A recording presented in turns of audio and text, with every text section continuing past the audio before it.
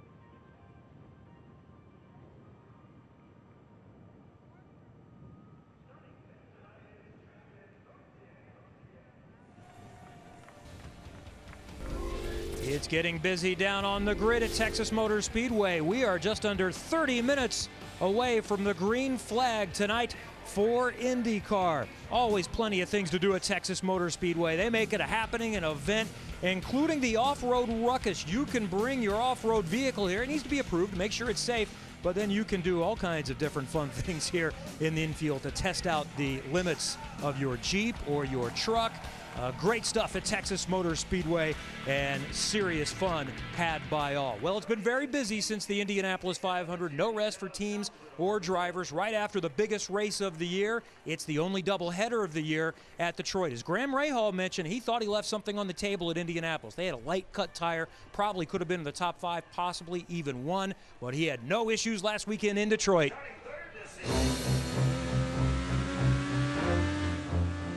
Rahal comes to the line. It won't be fast enough. But we just haven't been very good this year. We have not performed at a very high level as a team. So we just have to figure out what it is. There's something fundamentally that might have changed, that maybe we just haven't picked up on. I don't know, I don't know what to say. Rahal is doing an incredible job this weekend. He's been fast from the moment he got here. There is a definite hunger in the Rahal camp to pull this one off. We won it, baby. Career win number 5 to Graham Rahal at Detroit. Great job. You just controlled this whole race. It feels extremely rewarding. This year has not been easy for this team. Man, hopefully we can go do it again tomorrow. No driver since they started the duel in Detroit has won both races on a weekend. He has been dominant through both of these races. Caution is out. Full course yellow. This is not what Rahal needed.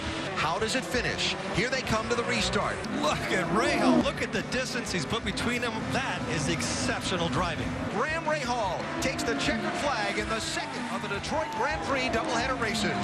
Great job. Don't ever luck off these races. Well, this has pretty much been the Graham Rahal show so far. He won this event last year, won both races last weekend, and he has jumped up to 6th in points. After crashing early at Phoenix, he was 17th, still only 15th after the Indianapolis 500. Legitimately at least 8. Very much still in the championship hunt as we get to the second half of the season. And the top 2 have not won a race yet. That's Scott Dixon and Helio Castroneves. And we've had 7 different winners at the 7 tracks visited, the 7 events, and Rahal, the first multiple winner. One of those guys trying to get in the winner's circle is standing by with Marty Snyder. That would be Helio Castroneves. He and I just finished riding around the track, waving to all the fans here. You'd love to make it 8 for 8 at 8 different winners at 8 different tracks. But what's so tough about this new repaved surface here at Texas? You've won here more than anyone. Marty, that's a very good question. Right now it's unknown territory to everybody. Definitely they change a little bit the shape of the track in turn 1 and 2. It's also the surface is a little bit slippery, especially in the beginning of the race. So I believe I'm going to have to be a lot of patient, which is hard, especially in the IndyCar series when everybody's like want to pass, especially when we used to go to the 3 wide here. So I do feel the line is going to get better, but this is going to be towards the end of the race. You've been the only driver to finish top 10 in every race this year. You've been here before in championship contention. What do you need to do different this year to win it? We try everything. You saw Detroit. Roger and I tried different strategy. Unfortunately, the yellow didn't pay it off. So we just got to keep trying. I mean, we won't give up. We know what we have. We have a phenomenal car, AAA Chevy machine. It's looking really good balance today, and we're going to go for it. Kevin, this race has only been run one time on June 10th. The man who won on June 10th, this guy, Helio Castroneves, 11 years ago tonight. 4-time winner here, the most, and this is his 20th start at Texas. For Helio, has finished second in the championship 4 times. Scott Dixon, a 4-time champion, also looking for his first win of the season, but also has been very consistent. Top 6 in every event this year, except the Indianapolis 500, because of this frightening crash. Little run here in your mirrors, looking inside.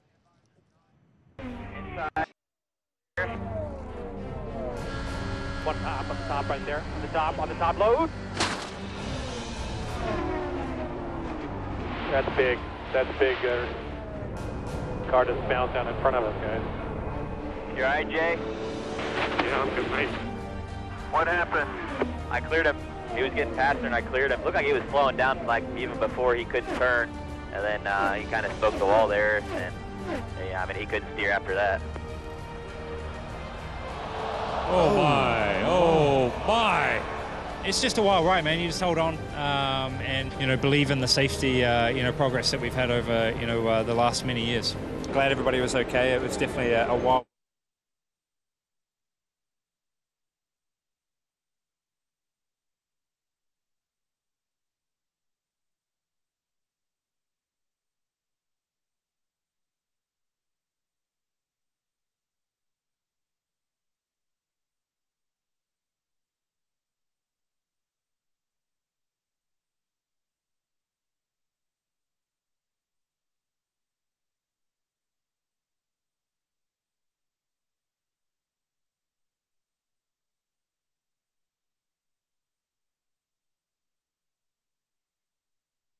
Hits and scenarios like that, I got very, very lucky. But you know, it's good to be here in Texas, obviously racing and you know, flying the flag for NTT Data, and we're in their backyard, so we'll be trying to get a win tonight. We see all this new pavement out here. Do you view this a little bit like a brand new racetrack? It's tough. You know, it's a new tire, it's a new aero configuration for us with Honda. The banking's different. You know, it's a lot. The radius of the corner in 1 and 2 is definitely pretty interesting. So we've struggled to use the second lane quite a bit. So we'll see. Hopefully tonight, as it gets darker and the track gets more grip, we can maybe bring that in a little bit. All right, we talked about that testament to safety, and IndyCar received a handwritten letter from Lucy, a second grader, saying, "Thank you so much," on the left-hand side there, "for keeping my favorite driver, Scott Dixon, safe." He was able to respond via social media saying, "I hope I get the chance to meet you one day." And Jan, Max Chilton is the 4th member of Chip Ganassi Racing. We're just finishing up our ride around now. Max, you had quite a successful May, a 4th place finish at the Indy 500. What did you learn there that translates here to Texas? You know, this place is fast. It's nearly as fast as Indy, but it's a mile less. So there's a lot more banking. You feel the G-force more. It's a completely different beast, but it always puts on a good show. I think there's going to be less overtaking this year because of the new style of reduced amount of banking at turn 1 and 2. But this place will put on a good show. It always looks great at this time of evening with the sun setting, and it's great to finish under the fireworks. And after the Indy 500, you changed your phone background to the IndyCar points as they run. How does that help motivate you? Well, you know what the 21st century is like. We spend our lives on our phone. I must open my phone probably 300 times a day. So just having that reminder, just 10 times an hour, is a good reminder of why you're here and why you put this effort into racing, and then it helps the team if you can get good results. So yeah, it's just a little motivational tool, and if it doesn't work, and I'll change it back to a nice supercar or something. Oh, we'll see if it works tonight. He'll try to get the win from 6th tonight, Kevin.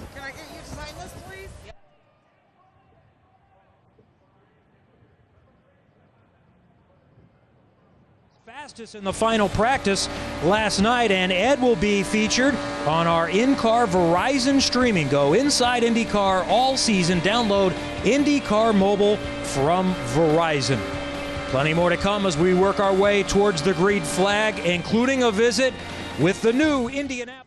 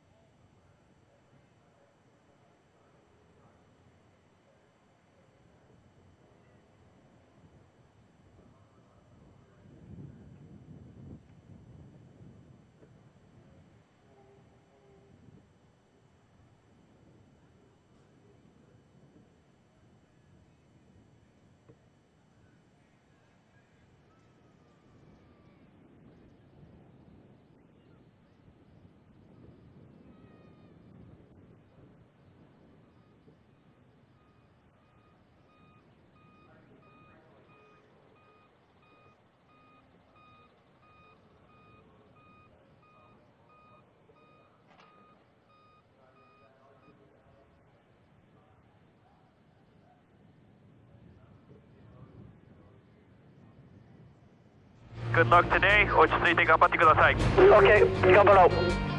Green flag. The 101st running of the Indianapolis 500 is underway. Go get him, buddy. Go get him. That's it. Keep hustling. Keep hustling. Eyes forward.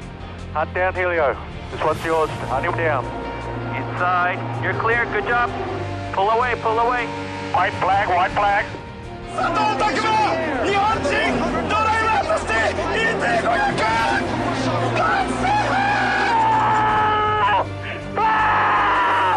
Listen, awesome! Awesome! Unbelievable feeling. Oh, I can't thank enough to the whole team. Look at this, guys. Favorite show. Fantastic.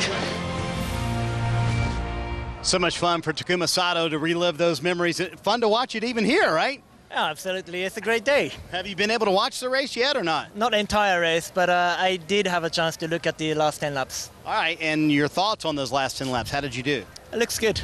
It does look good, doesn't it? That check looks good after the race as well. I want to ask you about coming here. You got to hang out with the Dallas Cowboys, which was kind of a cool thing for you. Now, you're 5'4", 132. These guys are a little bit bigger than you, aren't they? Well, that was impressive facility as well. Was obviously the most physically demanded athlete in the world, and that was cool. Cool to see everyone there, and it's big. I mean, some of the defense guy is probably 3 times bigger than me. Look, they all want to check out the bling, didn't they? They want to see your ring. I know. It was actually the ring. The ring was great. They do have a Super Bowl rings and things like that. And this is Japan as well happening. And this is 20 stories, so that was great. That's 20 stories? Yes, it is. That's very impressive. Now, are you like a star in Japan? I know you haven't been back, but I mean, have you heard? We will go back to Japan tomorrow with IndyCar. Tomorrow? Yeah, and then we will have a big press conference and as well as do some media tour, so it'll be fun. You told me over 1,000 messages and notes. How did honestly, as you kind of look back at it a couple weeks removed, the Indy 500 win change your life? It's just an incredible feeling, obviously a significant time in my life, and yes, as well as I've gotten a lot of message, which I couldn't catch it up in maybe half of that, but appreciate all the support. Yeah, he certainly has gotten a lot of cool messages. He told me a text message from Vice President Mike Pence and also a handwritten letter from Bill Clinton congratulating him on the Indy 500 win, Jan. And from the 101st winner of the Indy 500 to the 100th winner, Alexander Rossi. And here at Texas, these seem to suit your style, these high-speed tracks. You've got out of the car each time with a big smile. You seem confident. Why? Well, I don't know about that. I think that, our car's been really strong in Andretti Autosport. These tracks really suit our kind of philosophy and our setup approach, and that's warranted with the fact that, the past 2 500s we've won 3 out of 4. So it's a great honor to be able to drive for a team that has such a capable package around tracks like this, because on places like this, drivers really can't make the difference. It's about the car. Now, you knew all about strategy, and so does your team. This might be about strategy tonight, because last year it was tires. Maybe this year it's fuel, new paving. How do you see it? Anything and everything, I think. I mean, I don't think the tires will be as much of an issue as they were last year because of the amount of grip that we have, but the fact that there's only one lane, or so it seems at the moment, I think is where strategy is going to become a factor, because at the moment it seems very difficult to pass. Well, it's going to be a good one. Remember, he starts 3rd today, which is where he started this year's Indy 500, and bar a little bit of a fueling concern on the last pit stop, he was in the running for a win, Kevin.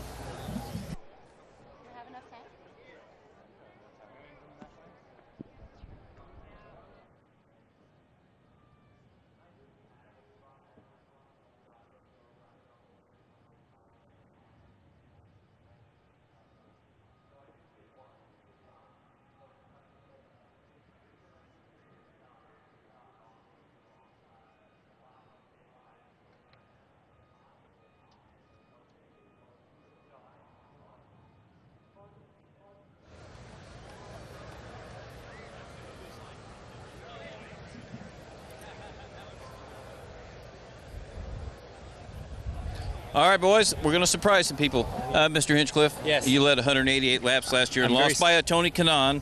Yeah. What's tonight's strategy? Don't lose. And don't lead the last 3/4 of a lap, or? I don't know, man. It's a different racetrack. It races totally different. No one knows. No one knows where they want to be on the last lap. Tell Canada what they want to hear. Canada, we're going to win. It doesn't matter. All right. See, somebody was almost honest. That's good. I like that. Now we'll go to talk to somebody that's got a Penske PR chip and he's going to turn. Hello, young man. Come right over here. Hey. This is live television and national television. Is this you doing a grid run here or something? This is it.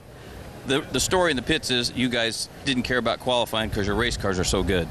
Well, I think so. I mean, we obviously would have liked to qualify a little better, but I think our race car is good. We're going to try and work the top side a little bit tonight. We're going to try and make that happen. I think most guys will try and get up there halfway through this race, but I feel good about our Hum Verizon car. I think we were fast last night. We just got to be there in the end. All right, see you, kid. Now we're going to go talk to the guy that got robbed at Indianapolis, if I can find him. Where's the Rookie of the Year? Hello, Ed. How you doing? All right. Yeah. We have, in this country, sometimes when the election doesn't go right, we have reballots. We re-vote. Should we re-vote for the Rookie of the Year? You can do if you like. Obviously, I got to put on a good show today, and if I do that, then maybe I should deserve it. But you had a lot of support from the media and from the fans. Great. No, I really appreciate that. Obviously, we put in a lot of work, and it was good to see that everyone noticed what we did in the month of May. We worked, the team gave me a fantastic result, and yeah, it's great to be appreciated. You went from last to third, and you had a hole in the nose, so you could have won this thing. Yeah, we'll see. I think we got a really good race car. We had an issue in qualifying, so hopefully we can move forward. And to be honest, this is the most comfortable I've ever felt at an oval. So, Co-Rookie of the Year at the worst with Fernando Alonso, Kevin.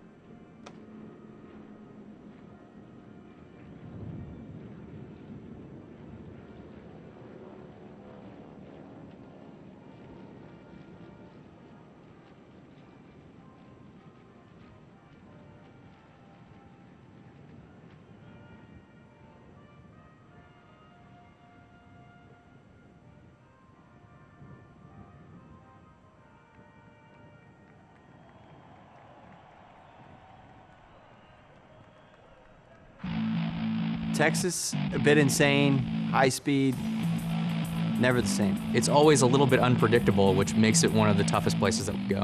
It is all good for about 9 laps, and then the tires start to go off, and it becomes less good. I'm hoping to come back to Texas with new pavement and figure out how that works and hopefully redeem myself.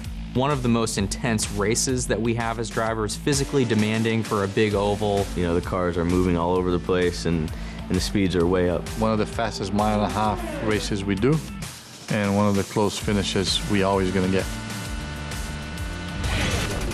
So what are we gonna see tonight from Texas Motor Speedway, one of the great IndyCar races?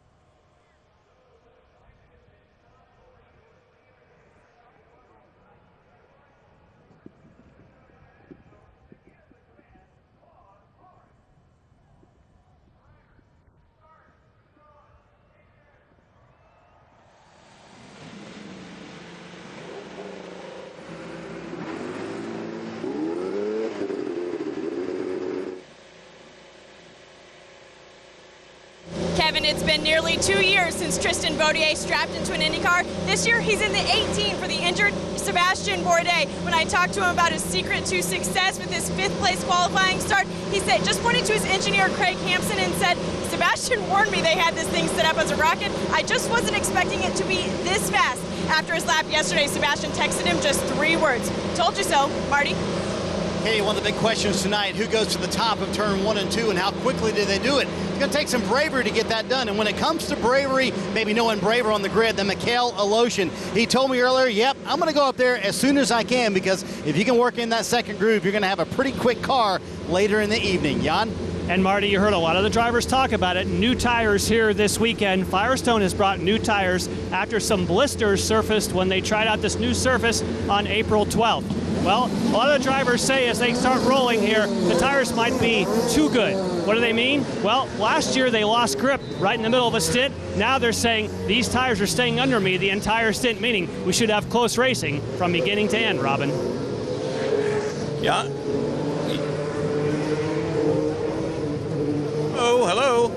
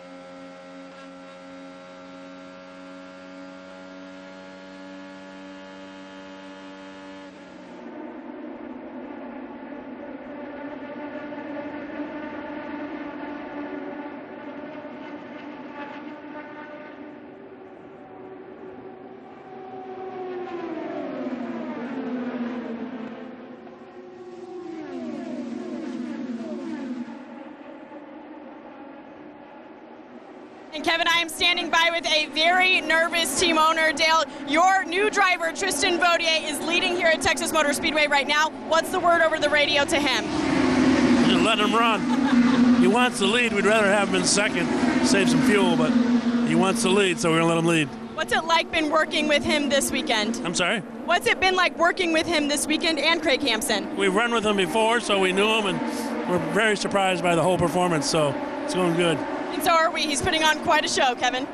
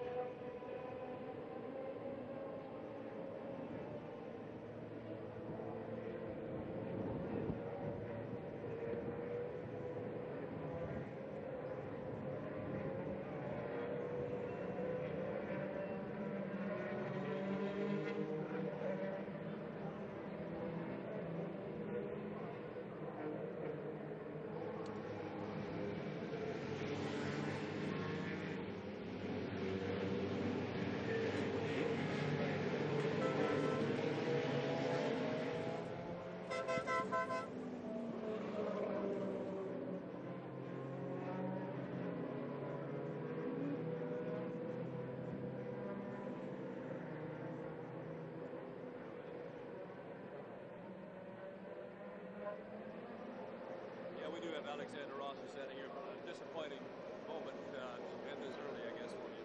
What happened?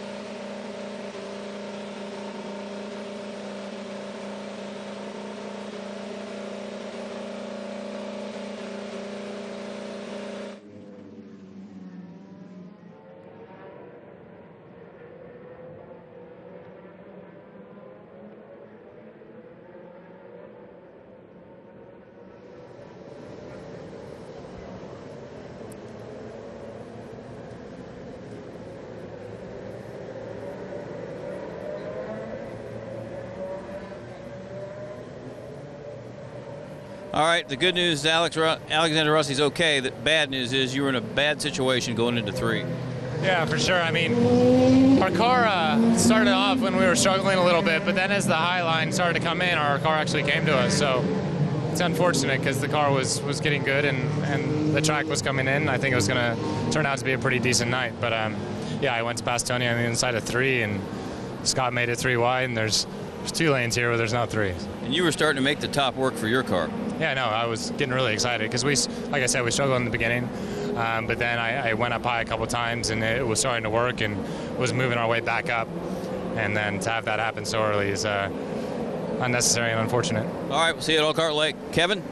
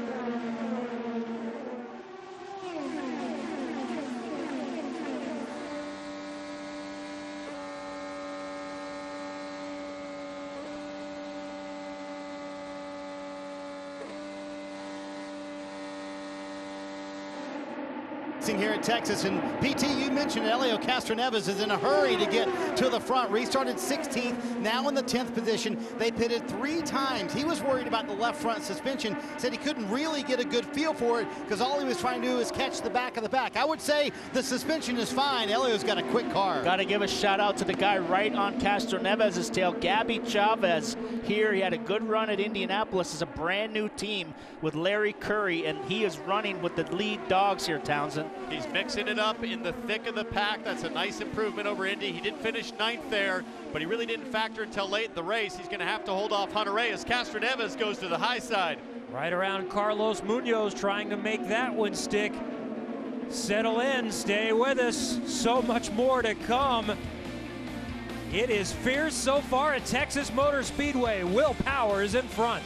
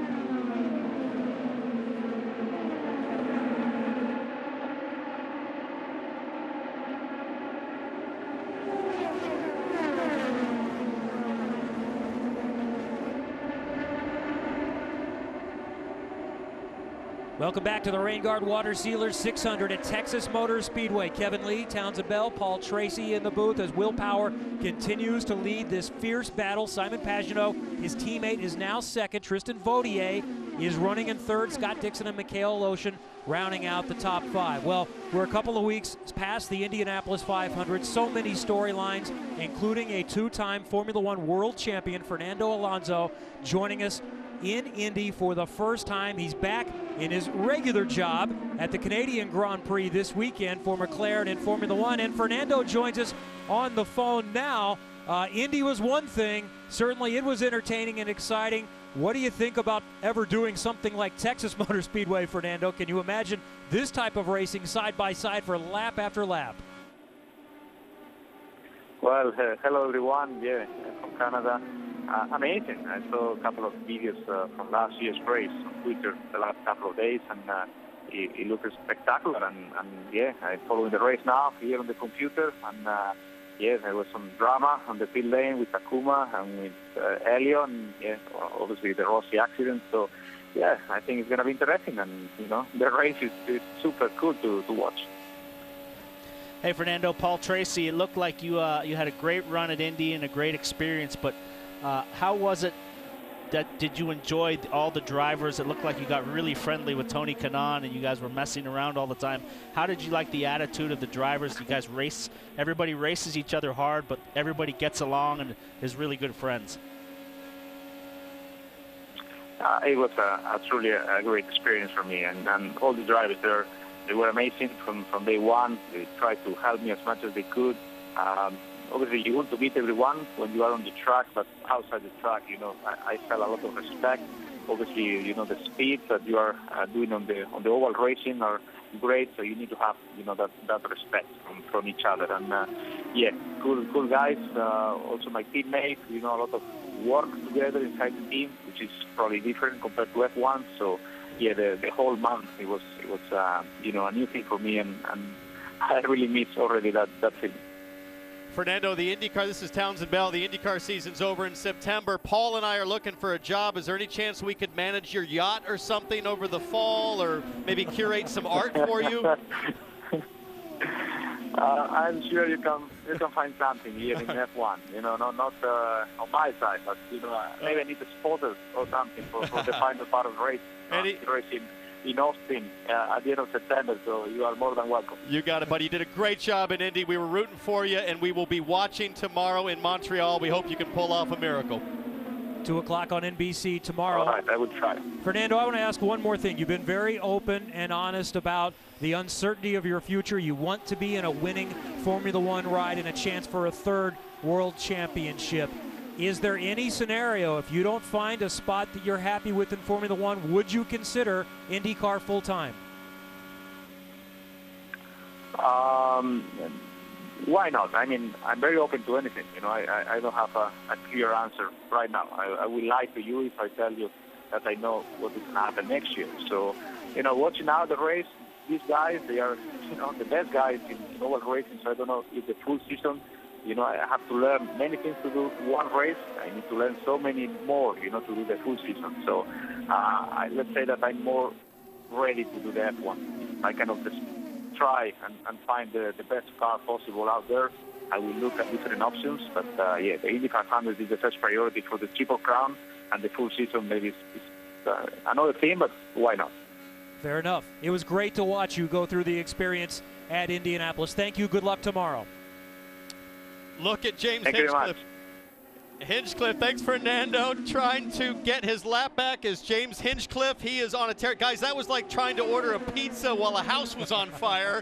Unbelievable action here at Texas, and Hinchcliffe desperately, Paul, wants that lap back. He's driving in complete anger. He was miffed that he got a penalty for contact in the pit lane, and he wants his lap back, and hopefully a yellow will come out. If a yellow does come out, he's going to get his lap back, but he wants to get to the front of the field. And guys, it's been fun to watch him. And as you heard earlier in the show, Graham Rahal say he was a little angry that he didn't win Indy because he felt like he had the car, so he went out and won back-to-back races in Detroit.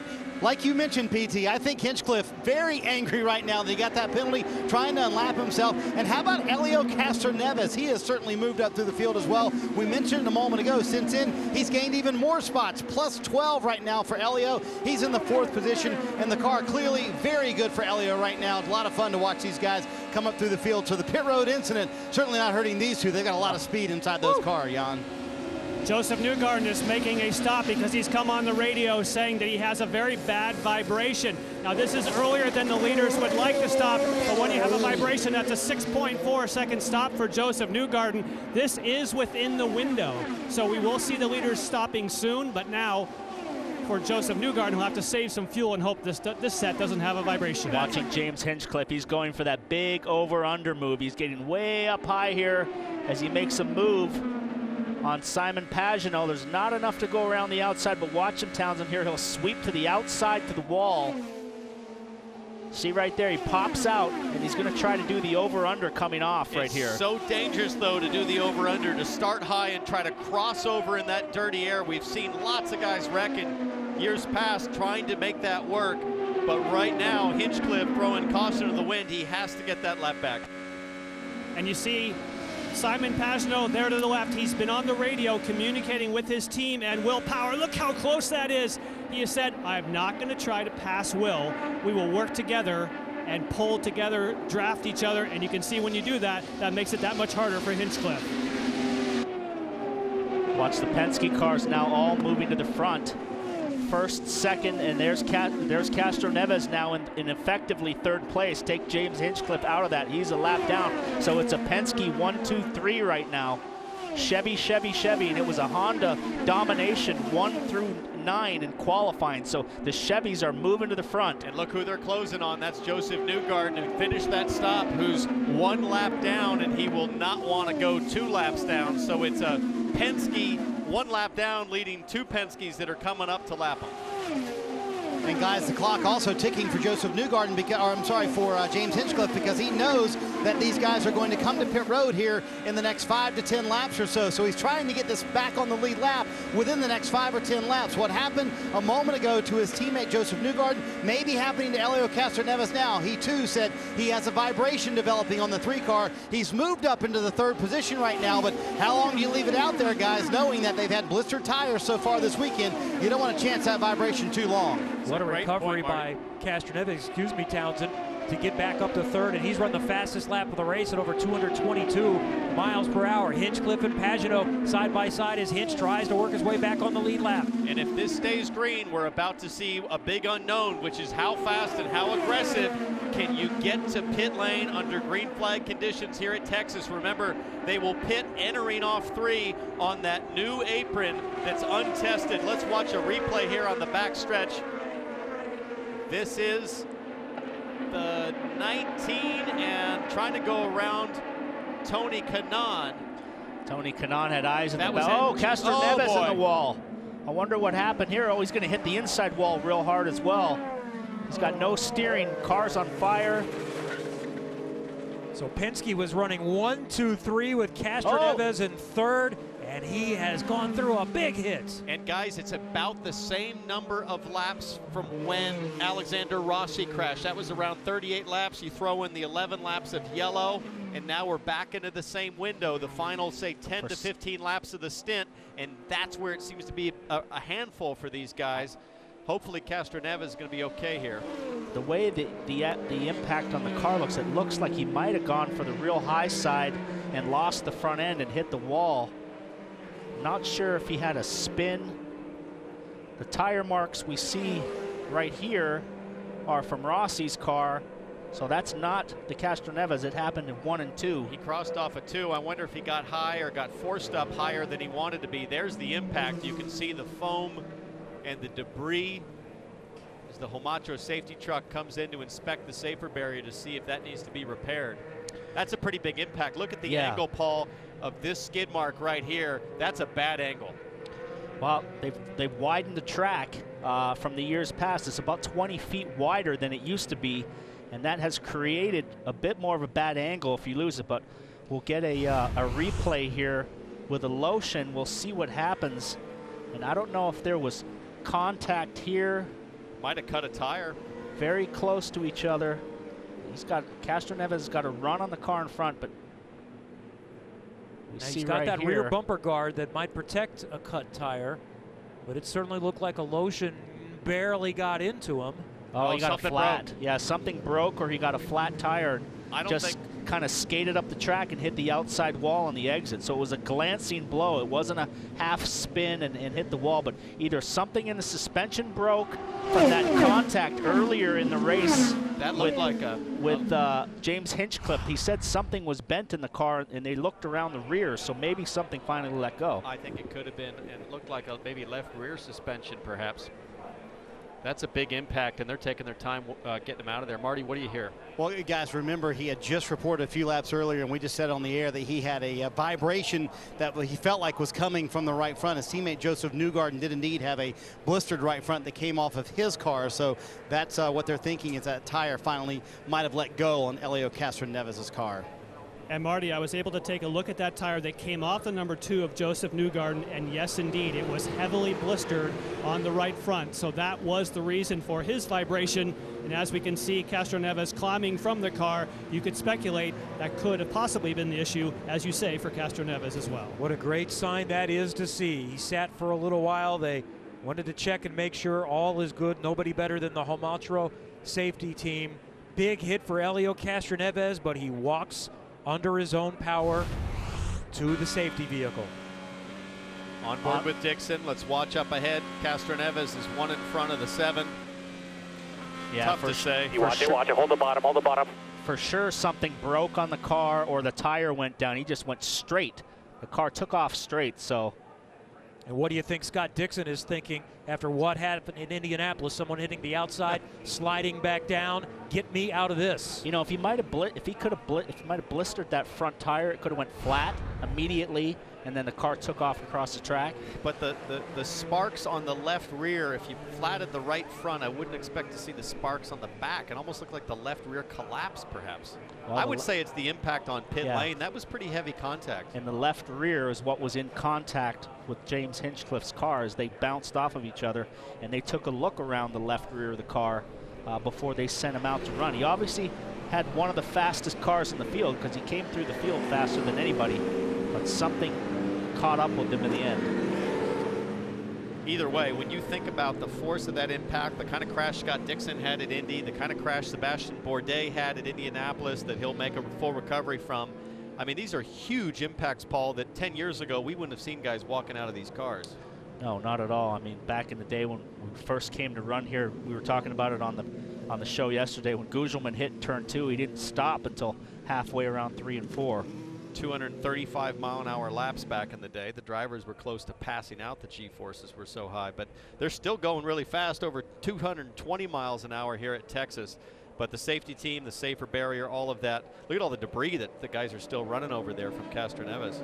This will take a little while. By the way, fast speeds, Charlie Kimball set a qualifying record yesterday. So the pits are going to be open this time by, and we're still on pace for a 4-stopper. So they were pretty close to their window as well as we work through lap 95. About 50 laps, maybe a little more available per tank.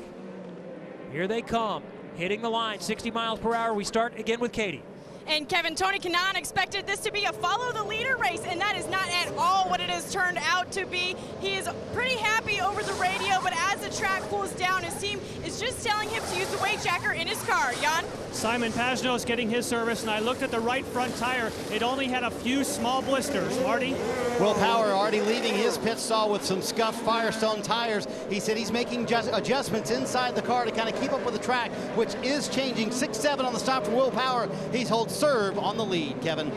Top 2, in fact, maintain their positions. Mikhail Aloshin loses a couple. Scott Dixon and Tony Kanaan gain 1. I was watching Hunter Ray. He is still in the pit lane. They made a big wing change. He's been not running well, but I saw them going to take the side pod off the car, so it's been a rough night for Ryan Hunter Ray. Another entertaining restart is not too far away. Fans are being entertained tonight at Texas Motor Speedway. You're watching NBCSN's coverage of IndyCar, brought to you by Rain Guard Water Sealers, the future in non-toxic wood, concrete, and brick surface protection, and by Allstate Motorcycle Insurance. Are you in good hands?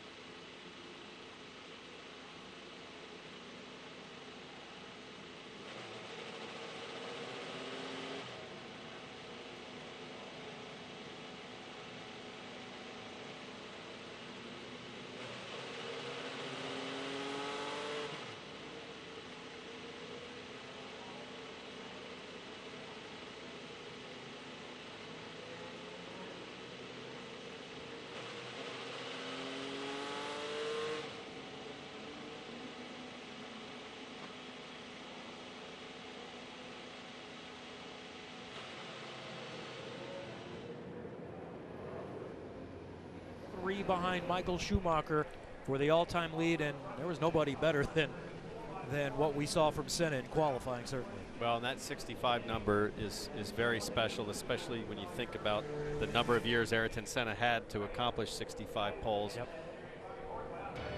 All right, we're going to get going again soon here from Texas Motor Speedway under a second caution. Will Power leads at Texas.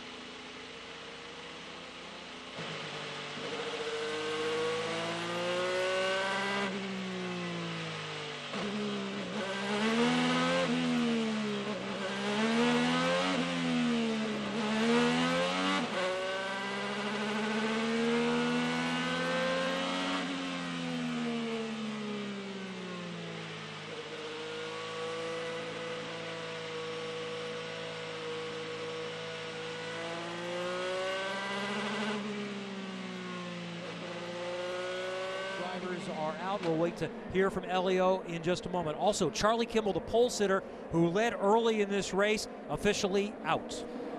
And we understand that there was an oil leak, but the engine was still running, so must have been some other issue. Guys, 19 cars left in this race. I can say hand on heart, 19 cars can win this race. Everybody has a chance.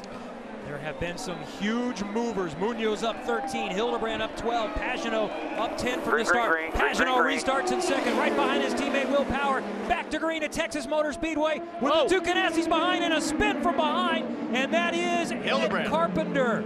Ed Carpenter, what a save. Danny Sullivan style from 1985. I think he had contact with Vautier. I think Vautier came down, his tires are flat spotted. Damage. I think Vautier made a little chop on him, and I think they might have had contact. Let's check this out with his in-car. See Vautier right here in front of him. I think Vautier chopped over on him right there and touched his front wing. I don't know if that was the case or if Ed dropped his left front off the apron on that edge. We might see it again in slow-mo. I don't think he didn't get any grass there. Didn't look like he got any grass. I think he just got chopped a little bit and then had to jump on the brakes and lost it. I don't know. That edge, a lot of drivers complaining about this edge. Let's watch this. Right there, look at the left front. No, you're right, Paul. I'm always right. Yeah. What a remarkable save, though. That's a good save. He goes around and gets it in the right direction. He's going to have to come in and get some tires and maybe get a front wing. And one of the issues is Ed did not want to have to put a left front on the grass because of the lip there. and he just ran out of room. I know you're the one driving it, but it's our impression that when we run the high line, it opens us up to all sorts of attacks from all different angles.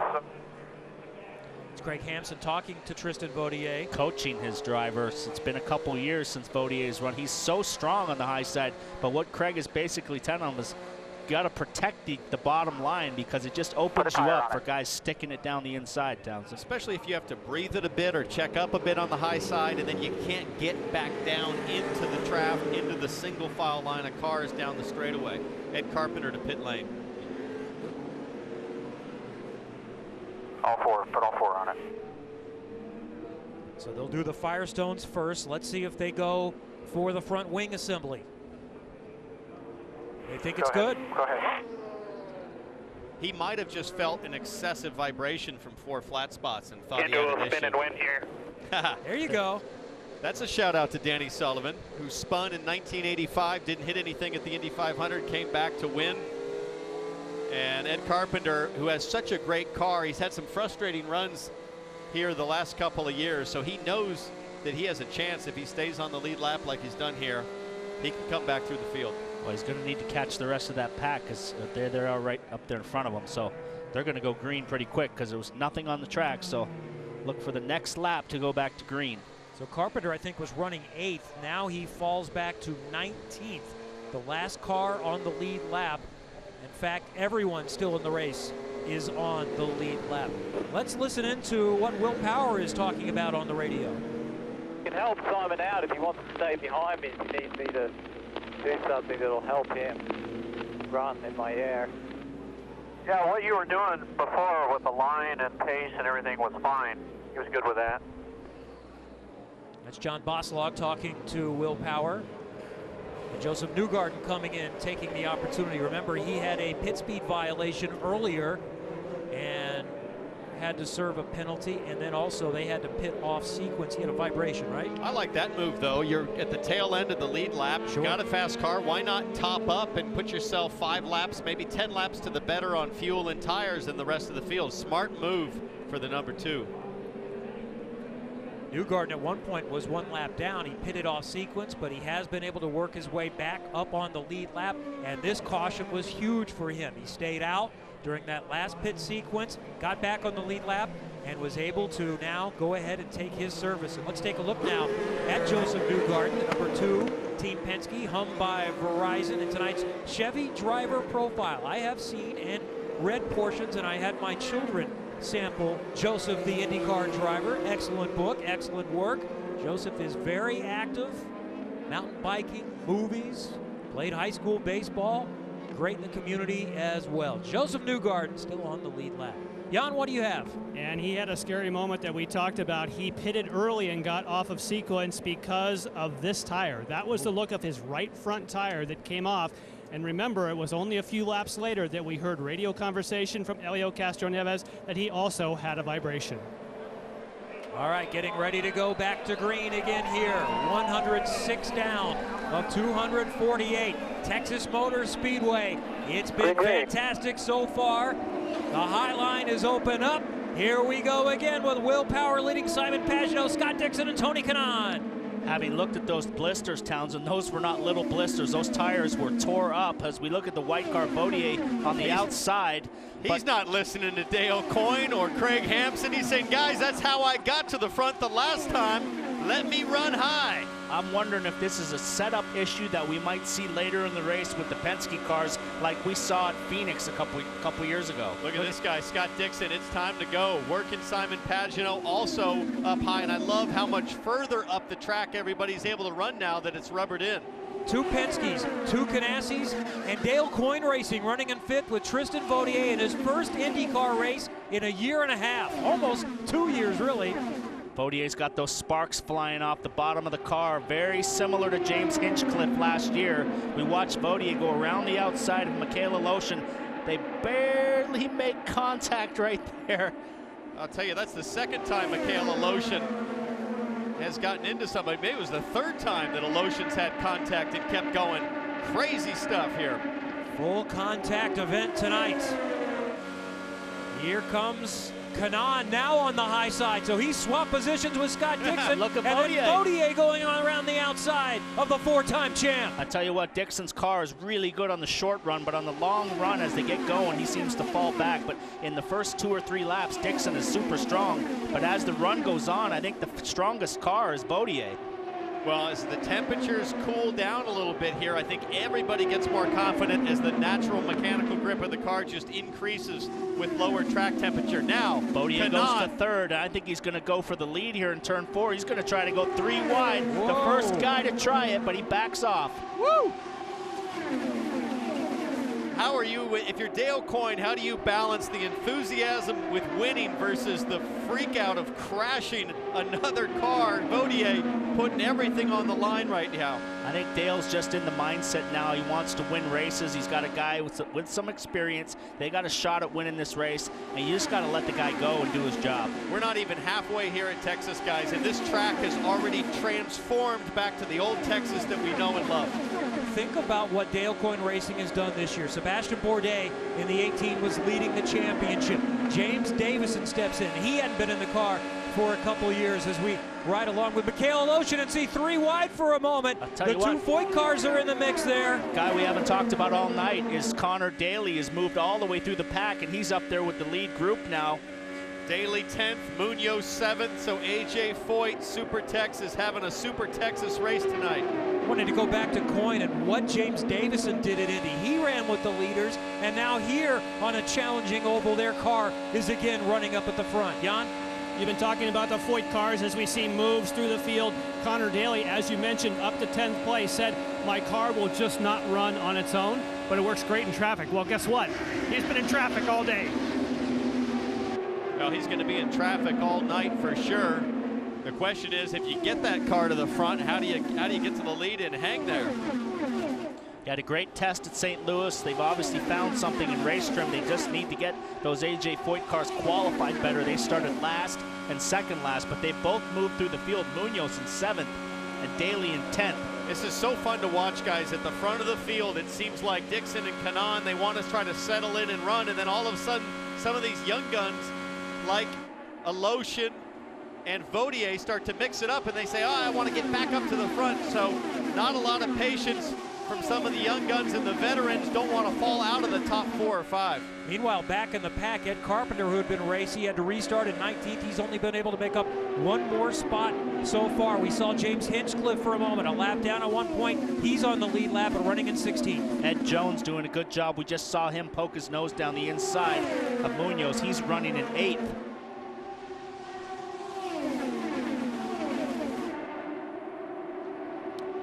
Three seconds covers the whole field, and about a 1/10 of a second covers the first 3, Townsend. Ooh, and look at Tony Kanaan trying to sneak it up the inside of Pagenaud. I think Pagenaud's content to just run second place to his wingman, Will Power, but Kanaan wants to mix it up. Kanaan wants to lead this race. I heard him say on the radio earlier, he goes, if I'm in second place, I'll just ride behind Power. So he's obviously working the fuel mileage. As we see, Dixon lifts off the gas as he gets a run on the outside of Pagenaud. It was interesting. Pagenaud was leaving the door open a little bit on the bottom side, maybe not a full lane. Now Kanaan trying to go to the inside on Pagenaud. Pagenaud is going to hang on to that position. Meanwhile, Bodier is still right there in 4th. Dixon, Aloshin, Munoz, Ed Jones, J.R. Hildebrand, and Connor Daly, the top 10 in Texas. Surprised that Tony Kanaan is pushing as hard as he is to try to make a move here, only at half distance, and I think it's Tristan Bodier that keeps tempting Kanaan into thinking, I've got to stay in front of Bodier. Katie? Kevin, you and I have been covering rookie Ed Jones for nearly 3 years now. We saw his very first start on an oval at the Indianapolis Motor Speedway back in 2015, and he looked like a deer in the headlights. He was terrified of his first start on the oval. Then I talked to him just after Indy and coming here into Texas. He said with that podium at Indy, he found something that makes him really relaxed and confident. Now, these ovals are his favorite type of course, Kevin. He said yesterday that this was the most comfortable he had ever been on an oval track. He said it was almost boring in qualifying. We had so much downforce. He felt great in the practice. Well, there's no time to relax here, Townsend. It is a old school pack race like we used to see in the past. Well, what are we going to see in the second half of this race? Because the first half has been nothing short of electric. We are nearing the midpoint at Texas Motor Speedway. Penske's up front, Power, Pagenaud, then Ganassi's Kanaan, Coins, Vautier, and then another Ganassi with Scott Dixon.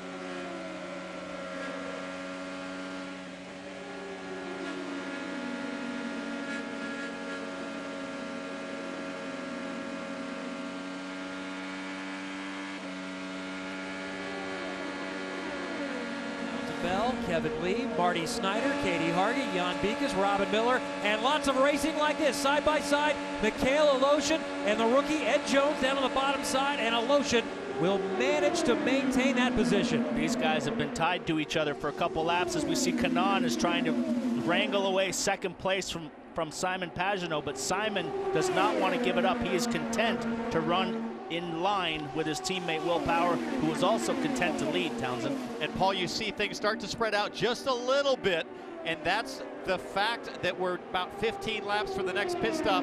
But look at the temperature. Start of the race 103. We're now at 94. That'll continue to drop, and so will the track temperature.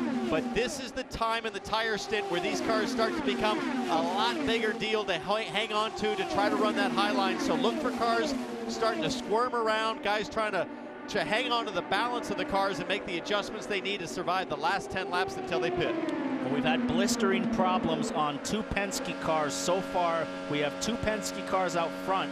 We haven't gotten a look at their tires, but we're getting now into the window of tire wear, and we'll see if these guys have any issues with their tires as we come up close on our next round of stops. There's a look at our Firestone telemetry on board with Tony Kanaan. See what Tony Kanaan does. I think he's now resigned to the fact that he's going to hang out here in third place. Look at Simon Pagenaud finding clean air up high. This is starting to look like a situation where you're going to have to position yourself if the end of the race looks this way, it's going to be really hard to hang on to and work up on a car in front. Tony's got a run here. He might go for the outside, but now you hear him breathing it. So he's content, I think, now to sit as long as Bautier doesn't start to attack him.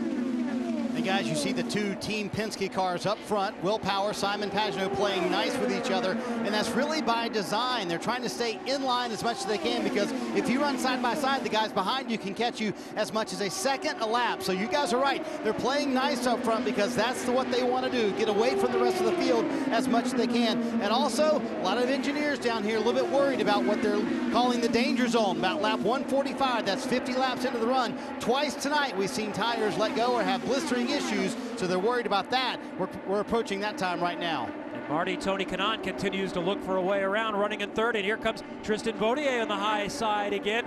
And our Chevrolet driver update, we mentioned before, it looked like it might be dominated by Honda, the top 8 qualifying positions, but very mixed up in the race. Chevy's 1-2 with Team Penske, and then AJ Foyt Racing and Carlos Munoz running in 8th, next best of the Chevys. I'm telling you, I think the Dale Coyne car of Bautier's on the long run is probably the best car in the field, because he dropped back a little bit. We got a yellow.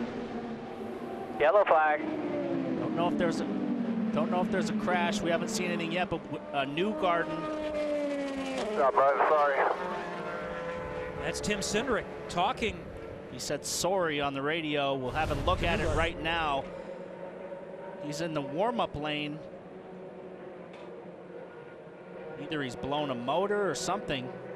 Oh, he's coming into the pit lane and decided to come out, so. Okay, so he was not the reason for the caution. No, So You're allowed to do that, even if you're on the apron. You're allowed to bail out if the pits are closed, which they will be as soon as the yellow comes on. We're not sure what the yellow was for. There's a safety truck in turn 2, and it looks like they're scanning for debris.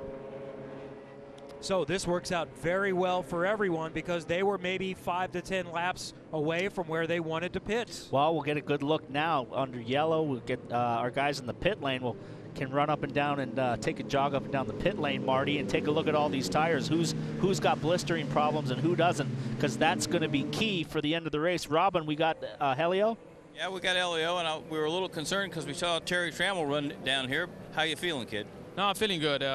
It looks like I had too much drink right now, which I didn't. But unfortunately, I felt vibration 4 laps ago before the incident, and the right front tire gave up right in the middle of 1 and 2. I wasn't inside, and there was nothing I could do. This is not like NASCAR that you hit, come back, change tire, and go again. It was a big hit. Have to thank all the safety crew and the safety wall as well, because I remember when this used to be concrete. Woo! It hurts a lot. And you made a great comeback from the lap. You came from the back to the front again. Yeah, no, the car was awesome. I mean, I had no problem, to be honest. There was a little bit of a shoving, people chopping you down. But tracks start coming in. I had a phenomenal car. AAA Chevy was really, really good. I knew I could be up there, but unfortunately, it wasn't our day. Glad you're walking, taking Excedrin. Kevin? Oh, it is great to see that Helio is okay. Pit stops, and we saw really the top 3 go out as they came in. I wonder if Helio, when he said I had too much to drink, Townsend, that he maybe drank a lot when he got out of the car and got sick. No. You know, your adrenaline is pumping so hard after an accident, he might have just got sick to his stomach. I think what Helio means is I clobbered the wall and I'm feeling pretty woozy. I mean, that was a huge hit. Or at least they were checking him for that, whether he was woozy or not. But certainly when you take a hit like that, they're going to look into that. All right, another restart. They've been great so far is coming up. Will Powers in front, under caution at Texas.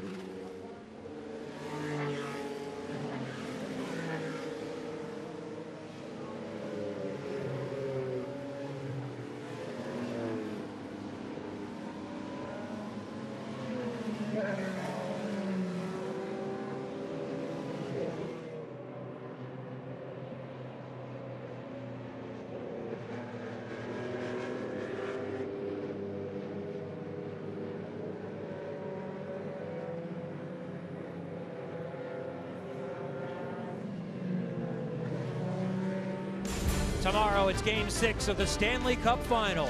Sidney Crosby and the Pittsburgh Penguins can repeat as champions, while the Nashville Predators look to feed off their spirited crowd and force Game 7. The home team has won every game so far. It's the Penguins and Predators. Tomorrow at 8 Eastern on NBC. Our local Nashville resident, our statistician Russ Thompson, is here with us, ready to get to a Game 6. So now, the racing has been thrilling again tonight. Could we be in store for a repeat of last year's finish? Texas was just, it was craziness. And it came down to these series of shootouts on restarts, trying to essentially drive all three cars. I was trying to drive Tony's car, Graham's car, my car, put us all where I wanted us to be. My sole focus was Hinch. My whole concept was to try to get Hinchcliffe to leave the bottom lane open. We crossed the line to get the white flag. I saw that Graham had cleared Tony. With the momentum he had from the high line in the draft, I was kind of a sitting duck, and he cleared me so fast. But it almost worked against him, because then I had enough time to duck back into the draft, and I thought maybe we still got a shot at this. Rahal and Hinchcliffe to the line! Graham Rahal has won at Texas Motor Speedway! 0.008 of a second. We deserve that one we got wrong today. That was awesome! That was awesome!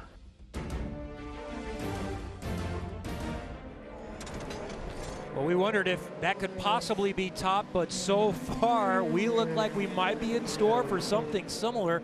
The racing has been brilliant here so far tonight. Under our fourth caution right now, and Max Chilton is the leader. He stayed out, but he hasn't pitted in now 50 laps, but he did work his way from 16th to the front, so he's gambling there's another caution soon. I'm wondering why he's doing that. The only thing I can think is if he thinks that they might be a little tight, the rest of the field, on one more stop for fuel, and he's going to try to pit and go to the back of the field and be able to run full ridge. Marco Andretti back on pit lane, topping up. Yeah, the problem for Chilton is if he has to do a pit stop under green, he'll lose a lap for sure. And if he runs into tire blistering problems in the next 10 laps, we have got cars already with blisters at that amount of laps. So as we see right here, Marty. Yeah, and guys, certainly not something we want to see. And usually as a race goes on, this does get better, but this is the right front off of Graham Rahal's car. You can see all the way around blistering on that right front. Now, depending on how you're handling, you have a little bit of understeer. That right front will show the blisters. If you have oversteer, that right rear will show the blisters. We're seeing it kind of up and down pit road, so it's going to be very interesting to see if that's an issue moving forward. And again, it's about 50 laps into the run, about 10 laps before they're going to stop when you see tires like that, Katie. So you guys noticed that Max Chilton and the 8 team did not pit when everybody else came to pit road. I asked the team, why not? They said, we needed to get Max out in some clean air. I said, well, so now you're going to pit under green? And they said, well, guess we'll see. Well, I think they got a bank on a yellow, Townsend, but obviously they must not have a tire blistering problem. Otherwise, you would never take that gamble. Why would you do that? That sounds like a massive gamble to me. I mean, we've had no yellows on starts or restarts. They've all come late in the stint. If he pits under green, he's a lap and a half down. The race is done for him. When he got up front in Indianapolis, he stayed up front, but this is a very different circumstance. Worn tires. He's going to need to pit soon. They've been trying to restart, but Chilton has gone a little bit early. He gets a great jump again here, and we're green again at Texas Motor Speedway. The battle is for second position. I didn't think he went early. I just don't think Power wants to bother racing with him because he knows his race is with Simon Pagenaud and TK. So, and Chilton's car is about 100 pounds lighter because it doesn't have any fuel in it. Good point.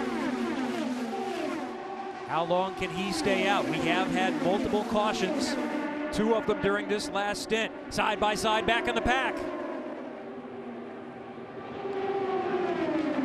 Will Power to the outside of Chilton there. You can see the fresh tires now as he may easily, well, not that easy. He looked like he was going to easily clear Chilton. He'll probably have him here if he pins him real tight. Yeah, he had to give it up, Chilton, on the bottom. And so Pagenaud slid up wide behind Will Power looking for clean air. Here comes Tristan Vautier with Tony Kanaan. So we know now if it's the end of the race that you're going to want to take tires if it's a 2 or 3 lap shootout because tires are better than used tires. How about James Hinchcliffe in that golden way black to the car? outside.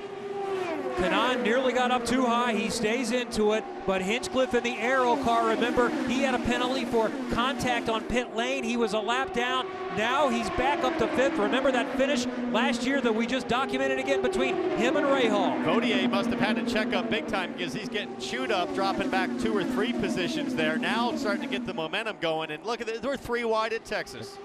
Max Chilton's still hanging on. He didn't have a fast enough car to sit out front, but he's comfortably now in 2nd. We just have to watch and see how long those tires last as he starts to make a move on Will Power. Hinchcliffe now coming up around the outside. He was a lap down earlier, the first guy to go 3 wide, and it doesn't work yet.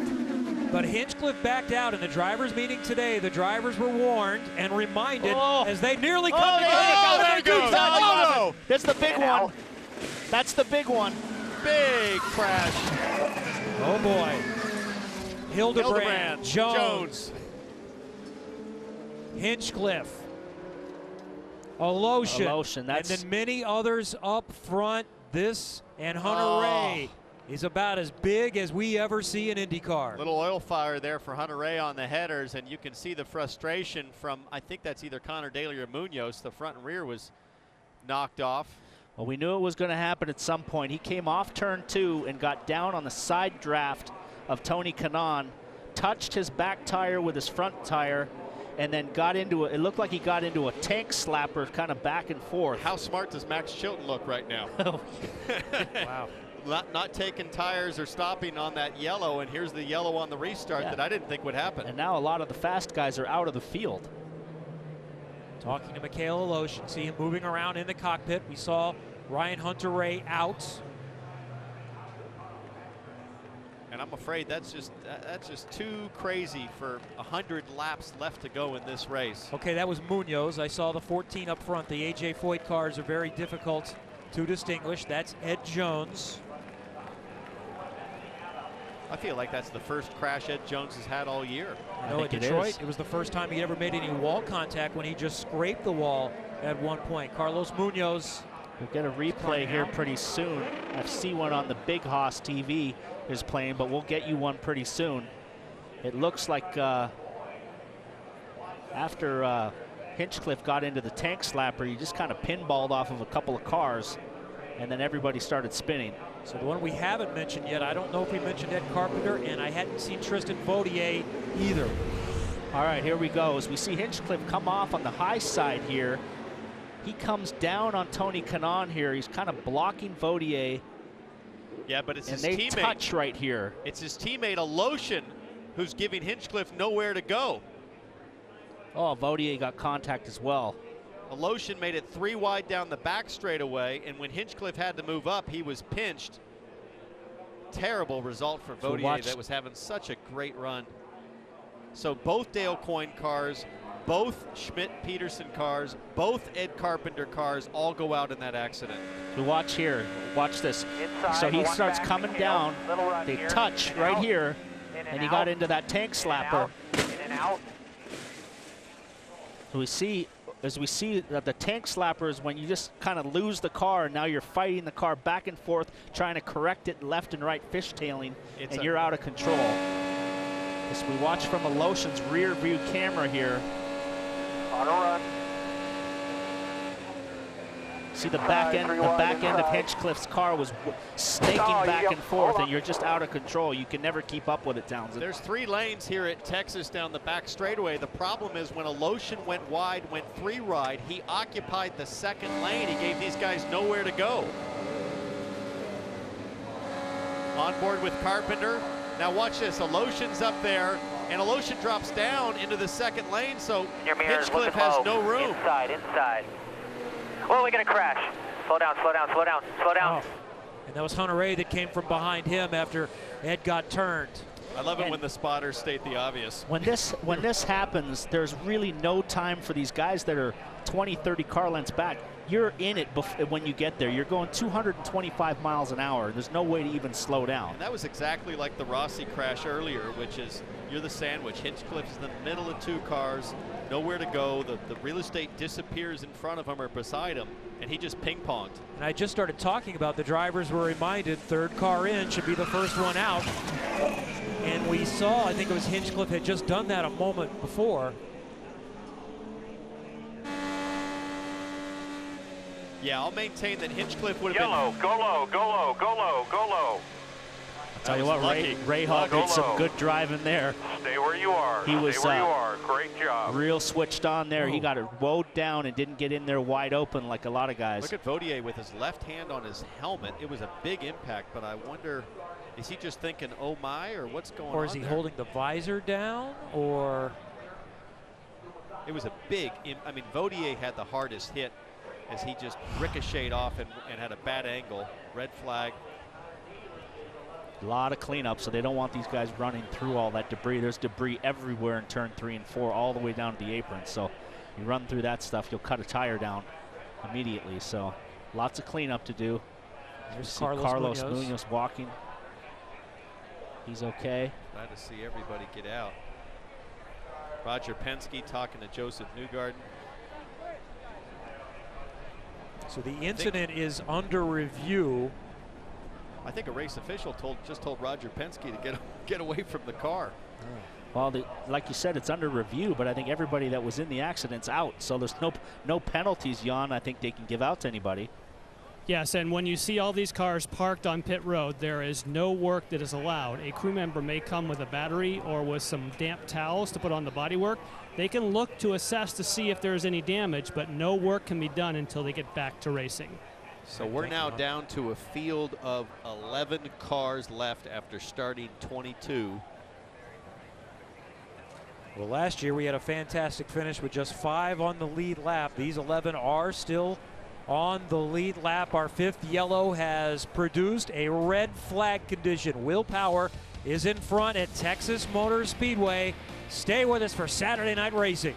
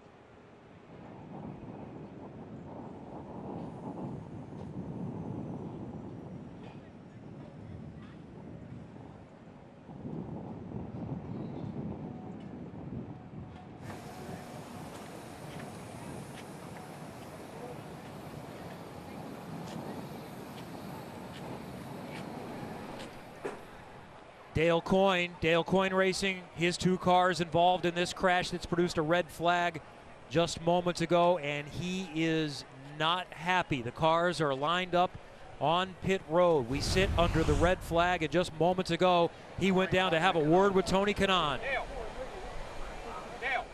And I don't think he was saying good luck. He's obviously very upset. He's had a rough month since Indy. He's wrecked now 4 cars, and it's been a really active race tonight with Kanaan. He had an incident with Rossi, and Rossi got pinched here in the middle by Kanaan. Kind of did the same thing, ricocheted off 2 cars and hit the wall. Single car accident. But then we have another angle here from Dixon. Same thing, we just got pinched in the middle, and around he goes. So here we are with Hinch, and now Kanaan is on the bottom here, and Hinch is, Kanaan maybe did come up into his lane, so you're trying to fit 3 cars in 1 lane, and there's just not enough room. So Townsend, I'm wrong. I thought Hinch came down on him, but it really looked like Kanaan moved up, and there was 3 cars trying to occupy 1 lane. About 10 minutes ago, you said you're never wrong. Well, no.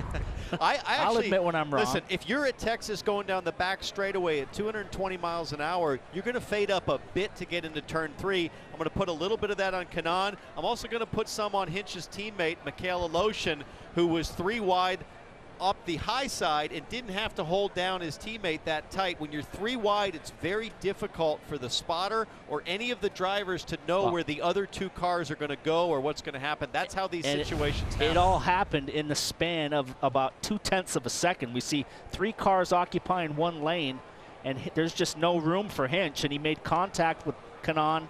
He bounced off of his teammate, and we've got about 8 or 9 cars in a huge accident, and you're talking millions of dollars of damage. Well, if you're Dale Coyne, as you said earlier, Paul, you just can't afford to have this kind of night after all the damage they've had. And good to see J.R. Hildebrand walk out of the medical center. I believe Robin Miller's down there. Good to see a walking kid, victim of circumstance. Yeah, I mean, they, I guess Hinch got stuck in the middle there. You know, a few guys got 3 wide, and two out of the 3 ended up in the wall. I was right behind Ed Jones, had a big run on him down on the bottom, and he jammed on the brakes before I had a chance to really and when you're running that close, I mean, even if we broke at the same time, I got big arrow wash right into the back of him. So yeah, I mean, it sucks because we had a great second stint, you know, ran it up into the top, you know, 6 or 7 or whatever there, and you know, Fuzzy's vodka car was working great. We made some adjustments second time around. Ended up with a right rear tire that we were having an issue with, so started to lose it, but was still in touch with the leaders. You know, I'm totally confident that we would have hauled it back to the front. So hopefully our boy Ed will fly the flag, and you know, see what we got. But you all right, wrist-wise? I'm fine. I was just along for the ride. So. Okay, thanks, JR. Katie? Well, we saw Dale Coyne go over to Tony Kanaan and have some words with him, so I want to get Chip Ganassi's view on this. Chip, you've seen the replay, or we can show it to you now. What do you think? Was this Tony's fault? Well, Katie, you know, first of all, I want to say this is the kind of racing we're trying to avoid. And you had the 5 car out there. That 5 car crashed in the pit lane, was trying to crash all night, and he stuck his nose in that situation right there. Why didn't the 5 car just stay right there? Okay, instead, he gets pushed down to Tony, and everybody knows going into turn 3, there's an undulation to pavement. It's damn hard to keep these cars going straight, and these guys want to take it 3 wide with 100 laps to go. I got no understanding why. Are you saying anything to Tony right now? No, he's got the car turned off. We can't talk to him. All right, we heard Chip's view. Guys, what do you think upstairs? Well, Chip is defiant in defense of his driver, Tony Kanaan. Tony Kanaan's got one of the fastest cars, Townsend, of the night, so he's still in contention to win regardless. Well, remember when you're driving these cars, you don't see the peripheral. You're trusting your spotter. Now, your spotter could be saying outside, outside, and might not have had time to get the 2 outside information. Tony knows if there's only 1 car outside and he fades up, it's fine for Hinchcliffe to make room. He probably didn't know that Hinchcliffe's teammate Aloshin had made it a 3 wide situation and left no room for Hinchcliffe to fade off. Well, and he wasn't side by side with Kanaan. He only had his back wheel at Tony Kanaan's, his front wheel to Tony Kanaan's back wheel. So Tony Kanaan can't see Hinchcliffe. He's just, like you said, relying on his spotter. Also, Tony Kanaan's going to follow the draft of the cars in front of him where he has the advantage, and he is ahead at that moment. So I don't think that's anything intentional from Tony Kanaan. I think Hinchcliffe found himself wrong place at the wrong time. I'm going to put that as a racing incident. Unfortunately, a racing incident that took out almost half the field. Took out half the field, fellas, and Ryan, the bad luck continues, brother. Just an innocent bystander. Yeah, I don't know what I need to do to get things right here, but had a good car early on. We came in, made a downforce adjustment, and then completely missed the compensation on front wing, and then I went straight to the back. And we spent the rest of the night trying to claw back, just missing the whole downforce front grip equation. But started getting going there, and then this deal happened. There were guys making too many moves out there late into the corner, and I'll save my opinion for it after I look at it. But I came down there, cars spinning everywhere, sparks everywhere. I went for the apron. I kind of high-sided a bit, and then just, a passenger from there. So there was nowhere to go. You can't jump all over the brakes in these cars once, you're doing 220 miles an hour in the corner. There's not a whole lot of places to go. Fun racing or crazy racing? I like it when races really come down to handling, not this stuff, like where you have guys that have never seen or driven in pack racing before, and they get out there and they're just making crazy moves. A lot of times I was backing out of places when I had really good runs because I wasn't sure if the guy was going to clear right up into me. It's not the same cast of characters it's always been. So when we all of a sudden have a pack race like this, there's a lot of surprises out there, and it's not the best place to be behind the wheel when these surprises happen. But I was having fun in the beginning, loved it, and then from there, missing the balance, we just we dialed ourselves out. But glad everybody's all right, I guess we learned a lesson from what happened here today. I don't know, pick up and move on. I need to get a race finished here so I can get my season started. Okay, Marty. James Hinchcliffe out of the Care Center, and you were very adamant, very upset on the radio with who? Tony. It's a shame, man. I mean, he's the most experienced guy in this kind of racing, and unfortunately, Texas isn't what it was. It's gone back to what it used to be, what we got away from. I got to run off a 2 here. If you look now, he's 2.5 car widths to our right, or to our left, sorry, and then just drove me straight into McHale. We were 3 wide. Either his spotter didn't tell him we were 3 wide, or he didn't care. Which I find hard to believe because Tony doesn't race like that. So it was really surprising to see him keep. I mean, look how far away from me he is, and he just goes right. I don't know if he knows the corner's left.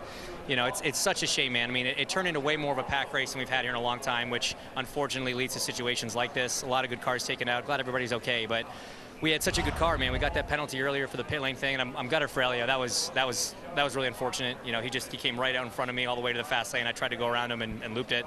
Rookie mistake and took a good car out. I feel bad for those guys. But then we were racing our way back up to the lead lap. We were side by side with Will for the front of the field, and we were coming back up. I think we got ourselves up to 5th. I mean, the car was awesome. The Aero Electronics car was incredible. That last pit stop from the Schmidt-Peterson Motorsport guys was great. It's just super frustrating in a day that was going so well like that. I want to get your reaction. Chip Ganassi just said a moment ago that maybe you should have lifted because you were in the middle of 3 wide. What's your thought on that? I think it's adorable. I wasn't the last guy to the 3 wide. If anybody, if he wants to play that game, McHale probably should have lifted, being the last guy to the party. But Tony turned right into a left-hand corner, so it's a shame. We wrecked a lot of good race cars, and he got away with it. I mean, he was involved in the Rossi deal.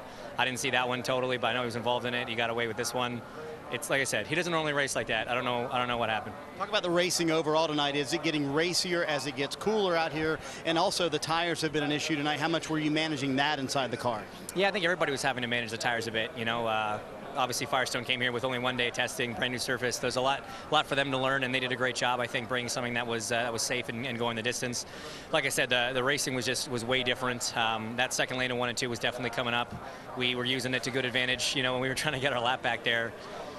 But again, it's just a totally different kind of race. I mean, Will was driving around on the white line, which we haven't seen here in Texas since 2011. So everybody was learning a bit. A lot of the guys in the field don't have a lot of experience with that kind of racing. They weren't around back in the old car days when we raced like that, and it showed today. It's unfortunate. It's not the kind of racing we want to be doing. I mean, it looks exciting, but unfortunately, it leads to stuff like that. We got some very honest comments from James Hinchcliffe. Katie? Well, when Ed Carpenter left the medical center, he immediately went over to Tony Kanaan. Ed, what did you say to him? No, I didn't go talk to Tony. I just came to the pits. Really, for as big of a crash as it was, our car wasn't that bad. So the guys are back looking at it, seeing if we can get it back together. There's 4 cars in front of us that are crashed out, so maybe pick up a few points. But just disappointing. It was a wild night for us. We out to the front and then kind of got shuffled back, and then ultimately got caught up in this one. But see if we can get back out there, pick up a few points. But yeah, I mean, the replay I saw, I think that was Tony's fault. You can see the dotted lines. He's just driving up the track. He wasn't. We talk about lane integrity and giving each other space, and I have as much respect for Tony as anyone in this series. We've been racing together a long time, but the replay I saw, I know he wouldn't like if he was raced that way, so he'll probably think different when he sees the replay. Robin, it'll be interesting to see if Ed can get that 20 car back out. Okay, the most exciting driver of the night, Tristan Vautier. Hell of a race for Dale Coyne. He went down and gave Tony Kanaan a piece of his mind after the crash. What was your perspective, kid? There was nothing I could do. Honestly, they tangled in front. And, Inch started speeding and I had nowhere to go. Just a bummer because obviously, we were very fast. We could have fought for the win, but more than anything, I wanted to finish the race for my return, and I think I raced this way all night. I raced hard, but I really had the checkered flag in mind, and I wanted to have a solid finish. So I'm kind of pissed off. I really wanted to see the end of the race, but I think we can be proud. We represented Seb pretty well, who is recovering. Get well soon, Seb. We really did our best. I think, we showed a lot for this race, but I'm a bit sad it ended this way. The guys in the booth were saying this is a great audition to keep this ride the rest of the season. If you can, what's your sports car commitments? Can you run some more here for Dale? Well, Kenny, my team owner from Sun Energy One Racing, is just such a great person. He supports me way beyond my commitment racing full-time for him in USA. So I don't know, he just wants to see me succeed and always pushes for my career. So I think, if I got the shot, he will help me out and free me up for the races that conflict. But I don't know, I think the team might be set with the replacement. At least I showed, everything I could tonight. I gave it all. I raced really hard, and I'm happy we maximized everything. It's just a shame taken out by something out of our control, and the team really did not need another crash because of all the crash damage they've had, but I tried my best to avoid that and race well. It's just, sometimes you can't do anything about it. So. Well, you did a hell of a job. Booth? All right, thank you, Robin. And the Kenny he referred to as Kenny Habul and his company Sun Energy, and maybe it's Esteban Gutierrez we see as we watch James Hinchcliffe on board with his massive hit. 8 cars involved, red flag, but back to racing soon at Texas.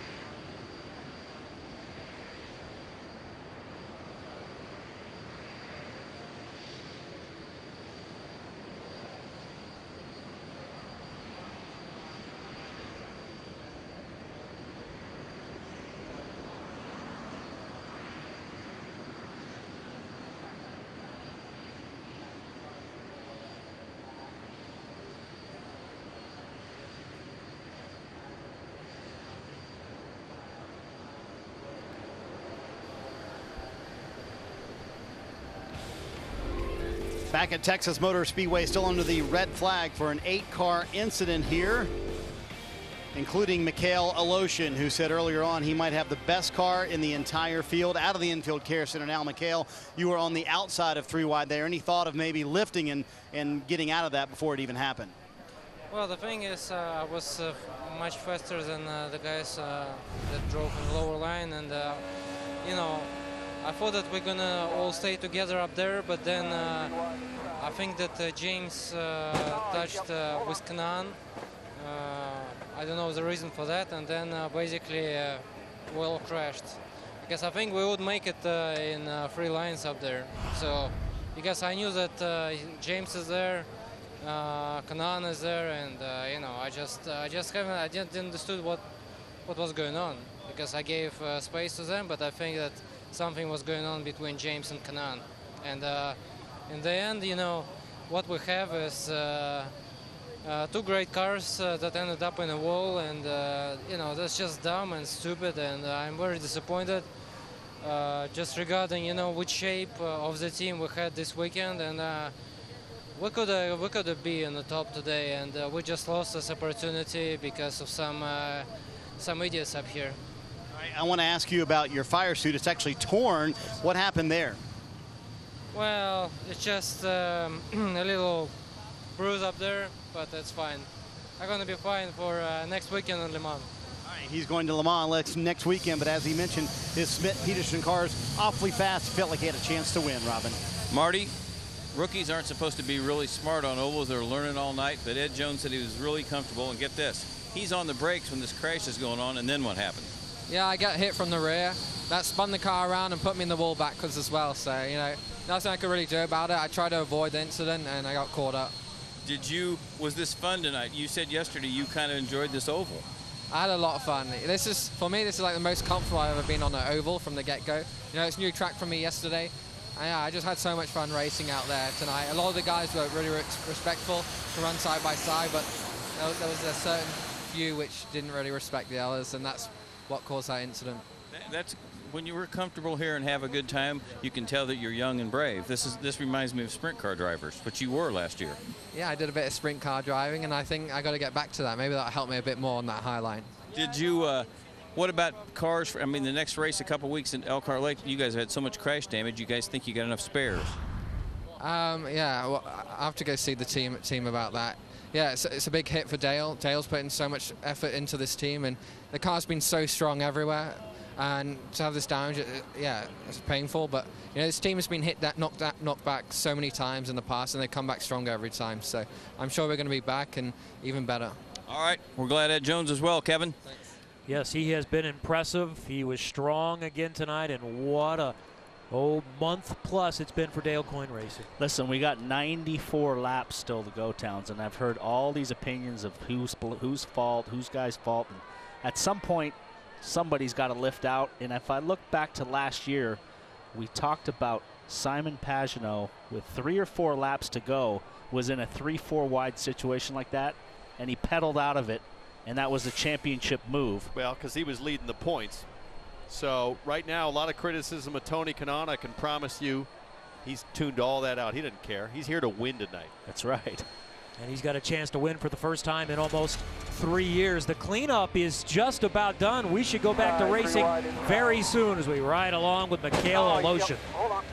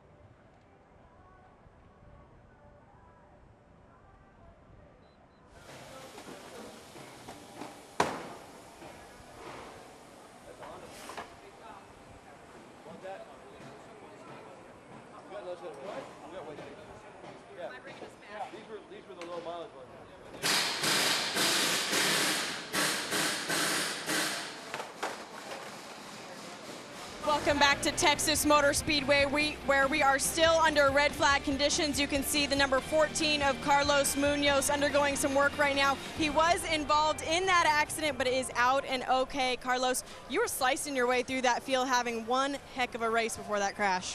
Yeah, you know, we're always in the top 10. You're staying with the leading group. We just need a little bit more speed, you know, in the restarts. But man, what we can say, you know, after starting last because we missed the tech yesterday, I just wanted to put, you know, a good race for my mechanics to get up because they feel so sorry for me yesterday. But I just wanted to do a good race, and you know, I think it's the most competitive car we had this season. You know, we just keeping running with the front guys with the lead pack the whole time, and nothing I could do in the crash. You know, when you have a multiple car crash, there's nothing you can do.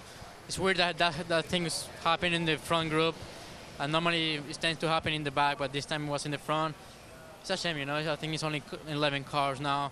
I think it was a great show for the fans. We're having a blast in the car. So, you know, we have to keep working that way we're working, and let's see a safe race now and a nice race. Kevin, we've now checked in with everybody, and they are all okay. Good to see them all out. Sounds like we're going to go yellow here soon. Yes, no doubt. Great to see that everyone's okay. The work already getting started to repair those cars. And we have a chance now, Paul, to check in with someone that's still in the race. Yeah, we're going to talk to Graham Rahal. Let me radio into him. Hey, Graham, can you hear me? It's we're up in the booth up here. Hey, Graham, it looks like your car has not been either not handling so great yet. You haven't really been to the front, or are you just biding your time? There's been a lot of wild, crazy racing up front.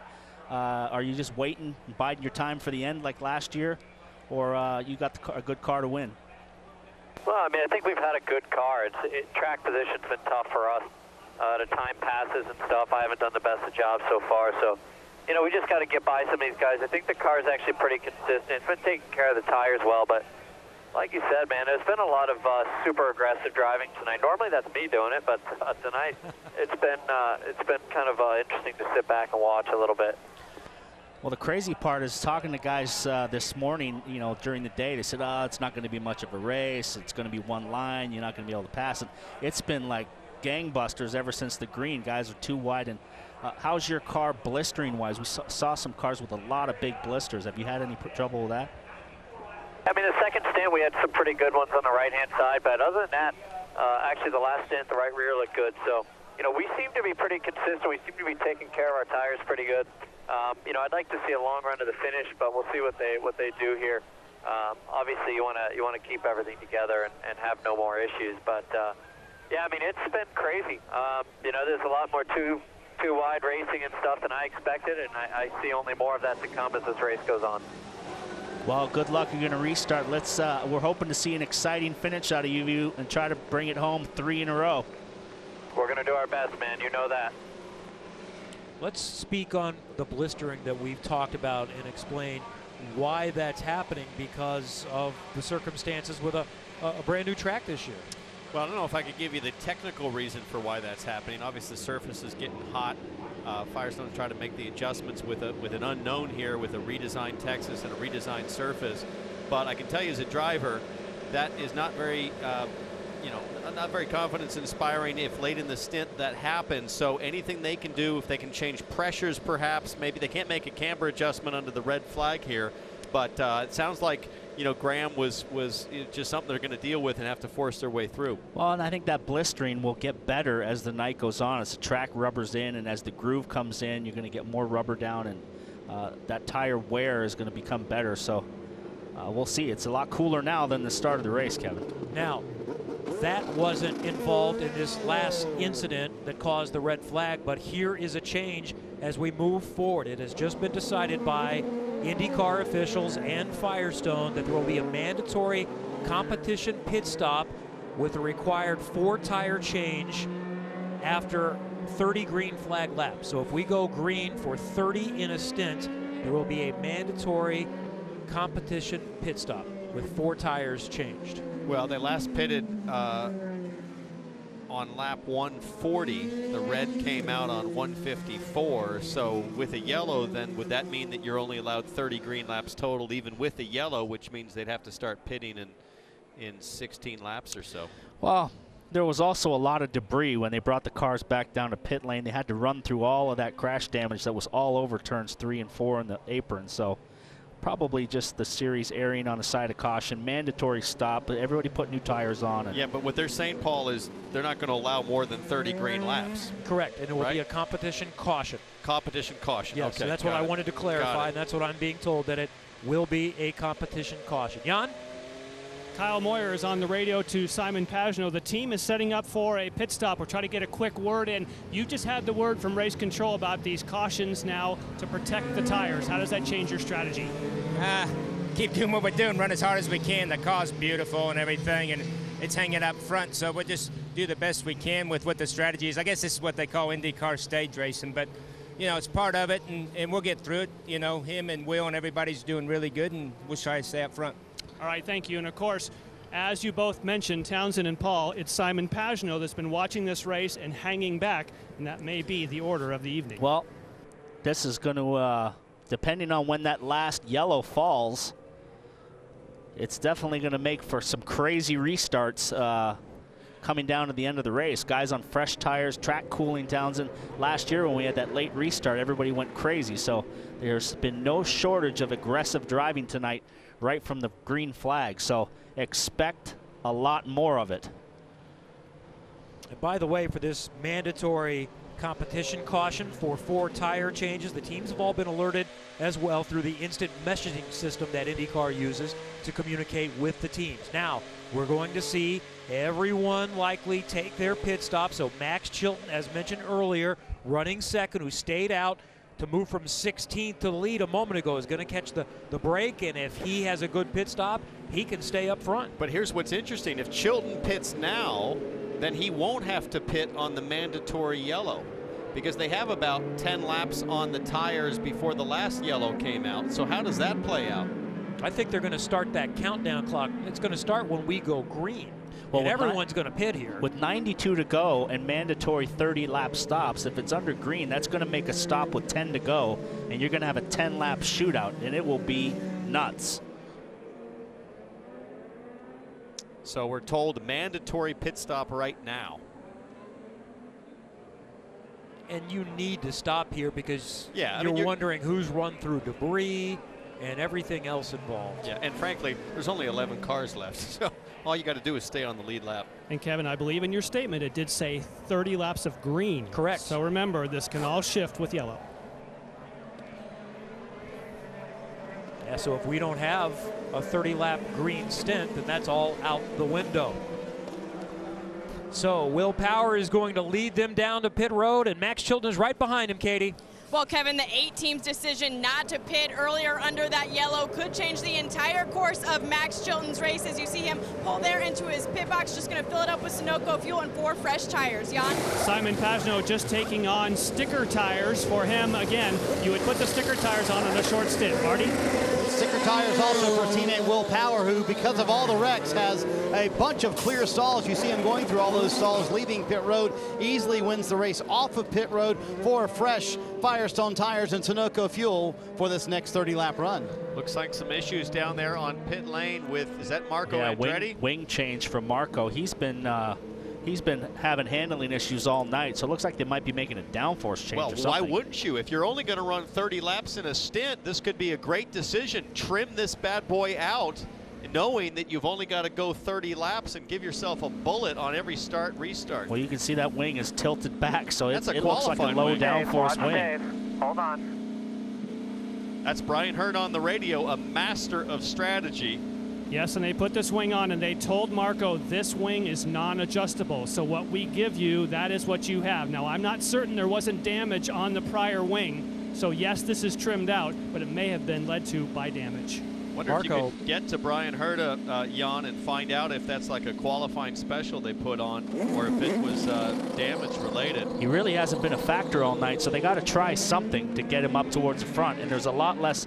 Ooh, he lost a lap. That's a disaster. Well, I'm willing to guarantee there's going to be another yellow for him to get his lap back. We've been told that it'll absolutely happen, so he just has to try to get to the front. But he'll have to pit with everyone and won't have the opportunity to get the lap back, right? Yeah, good point.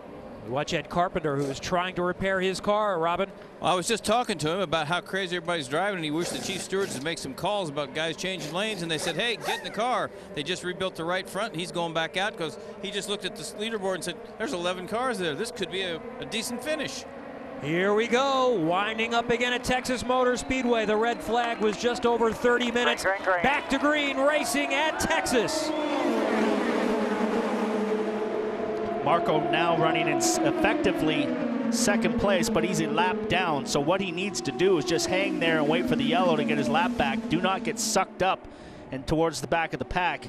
But now, as we see Simon Pagenaud sweep around the outside, he wants to get back in line with his teammate. Look at all that debris and dust there in turn 4 from the crash. Now, meanwhile, watch for Tony Kanaan. He has been penalized. He will have to serve it here.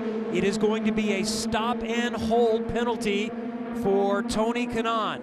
And that'll effectively end the race for Tony Kanaan. He'll go 2 laps down. Doesn't say how long he has to hold for, but he'll lose a lap and a half just on a pit stop while the rest of the field is green. Well, we don't know how long the hold is going to be. We don't know if it's going to be 20 seconds. We've just heard 20 seconds. So that's basically he's going to lose 2 to 3 laps. And it's not just for avoidable contact, also for blocking. So a 20-second stop and hold is coming for Kanaan. You see him signal that he's going to pit by dipping below the white line, and he will come in, and his chance to win is effectively over. Right now, if you're Scott Dixon in that blue car on the right screen, you have to be thinking about, let me just practice what it's going to take at the end of the race. You don't have to worry about making positions right now if you know this mandatory caution is now going to come out. So I think Scott Dixon is just practicing what it could be like if there's 10 to go, 20 to go, and he's in a contention for the win. So 11 cars left in the field. Don't take any big risks. Protect the equipment. You can see Tony Kanaan shaking his head. Obviously doesn't agree with the call. I wouldn't say he's completely out of it because we're going to have 3 mandatory stops, right? Yellows. If he gets his lap back on each one, he's back on the lead lap. He won't. It'll be mandatory pit stop, I think, for everybody. Okay. It'll be a competition yellow. So this has the energy and the feel like we're coming to the end as we see the sparks fly with Newgarden almost getting down there on the grass. But we've still got a long way to go as Newgarden goes side by side with Dixon for third. Tony Kanaan coming out of the pit lane at the end of the field. He'll be 2 laps down now. This looks like the last 5 laps of the race. Exactly, that's what I'm talking about. But we have a long way to go here. I'm telling you what, these guys are racing like it's a full moon out, because it is a full moon out. Joseph Newgarden to the high side of Scott Dixon. He'll pick up the position. Joseph Newgarden picking up where Tristan Vautier left off. And remember, he served a pit speed penalty earlier, was a lap down. Had to pit off sequence, back on sequence now, one of 12 still in the race, and that includes Ed Carpenter, who is back out 12 laps down. Love this view. On board with Graham Rahal, the helmet cam, 219 mile an hour average lap. Loses a position to Sato. Look at Sato, boy. Oh, boy! And he hung on to it. What is Chavez doing? He just hit me. That was Gabby Chavez coming through in the 88 for Harding Racing. I don't know if Graham had any idea somebody was coming through. I'm not sure Chavez hit Graham as much as Graham tried to turn in and to grab the toe and didn't realize Chavez was there. And he had nothing from his spotter either. I think it all happened so quick. Chavez was in the draft behind Sato, just following in line, and Graham just had no idea anybody was inside. We were listening to the radio. I think we would have heard it. Wonder if the spotter has an issue. So that incident is also under review. The stewards have been. Your contact with Chavez now. There you go. They've been very busy tonight. That's Rico talking to Graham Rahal. I don't put that on Chavez at all, Paul. But guys, this has been going on all night long with Graham Rahal. He's been very upset with the 88. This is about the 4th time he's had something to say about him. But that was cool that we were riding on board. Even saw him hit the button to tell the guys on the radio that he was not happy with him. But this is not the first time. They're going to make the 88 give up the position for blocking. They're going to tell the 88 to get out of your way. And there you go. There's the ruling from race control. 88 has to give up that spot to Graham Rahal. We'll go back to 6, guys. Oh, that's an easy thing to do. He'll just lift off right there, file back in behind. So that's better than a drive-through penalty. I don't agree with the penalty. It's not a huge penalty, as you said, Paul, but I don't know how you call that block. And Chavez was running through and running past Graham Rahal. The other point is, how remarkable is it that we saw that contact at 220 miles per hour and they're still going? Yeah, well, lucky that the damage wasn't worse. We look at Sato now, who's up to 5th place after that damage at the beginning of the race. He's steadily moved his way through. We haven't talked about him all night. So the Indy 500 winner is working his way back through the pack in that Andretti car, and look for this guy to make have a chance at winning tonight. Penske runs 1, 2, 3 with Power Pagenaud. Now Dixon making a move on Newgarden. Joseph Newgarden was just told on the radio, try to get in line with those guys. You can see he just lost that spot. Keep in mind, out of the Penske cars, Joseph Newgarden is the one that has had the most problems with the right front blistering. Now he goes to the high side again. They are trying to get these 3 Penske cars together. He can't quite hold on to it. In the back of the screen, you see Andretti. You asked about that wing. That's not a qualifying special. It's a replacement for the one that was damaged. Same downforce level. Marco Andretti has had an eventful night. His car was off pace early. He had fallen all the way back to last in the race at 21st on lap 32. Had worked his way back up into the top 10. And now he's still in the mix. Now, meanwhile, the restart was on 158, so 188 is when that competition caution will come. Paul, if I'm Joseph Newgarden's pit right now, I'd be saying, hey, tuck in, because when you run the high line like that, you're demanding more out of the right front. It's already had issues earlier in the race. The rubber is down low. I think Joseph Newgarden needs to be careful he doesn't just force the issue again. Well, these 2 Penske guys up front, Pagenaud and Will Power, are just all night so far have been content to just ride there and protect their position. And the racing, the really wild racing, has been 3rd, 4th, 5th, and 6th, as we see Newgarden now side by side with Dixon trying to get that 3rd place away so he can tuck in with his teammates. Right behind them, there's Takuma Sato in the blue and white car, the Indianapolis 500 winner. Then it's Rahal and Chavez behind them. All right, let's go through the field and catch you up on the stories, and we start with Marty Snyder. Kevin, there's 11 cars in the field, now 12, but it's awfully racy here at Texas. Will Power leading out front, been the dominant car all evening long. They have not made one adjustment on that 12 car today, chassis-wise, and it's a home race for his wife, Liz. She's from Plano, Texas, about 45 miles east. They had a family reunion on Thursday. He'd love to win for the family today. Jan. And teammate Simon Pagenaud right behind. Again, he has been instructed, and he likes the idea of tonight just following right behind his teammate. And you can see that Scott Dixon is kind of mixing up right now this Penske party. Pagenaud happy right behind Scott Dixon as he's getting pressure from behind from Joseph Newgarden. The biggest concern for Dixon at the moment, he cannot see his pit board. They've now put a strobe light to help him. Behind for Newgarden, we've talked about the fact that he is the one of the Penske drivers that's had the most trouble with blistering. So if he's running higher, that should protect the right front tire a little bit more. Marty? And Jan, the Indy 500 winner, Takuma Sato, back there in 5th, getting a little racy. This is the same chassis he won the Indy 500 in, and he certainly would love to get it back to victory lane here at Texas this evening. Very reminiscent of his Indianapolis run. Very quiet all day long, but all of a sudden, here at the end, there he is with a shot to win it. Katie? And how about this run for Gabby Chavez in 6th, coming off his 9th place Indianapolis 500 finish. Remember, this team is building itself completely from the ground up. When I talked to Gabby earlier today, he said it's been difficult because nobody on the team has ever worked with a Chevy Aero kit, but they're proving themselves today. Marty? Graham Rahal back in 7th. He gave up that position to Chavez just a moment ago, so he did fall back one more spot as we ride on board with Graham right now. He told us a moment ago, I haven't been aggressive enough and timed my passes correct. We'll see if he can do it in the second half of this race here, Katie, trying to get his 3rd straight win in 2016 and his 2nd straight here at Texas.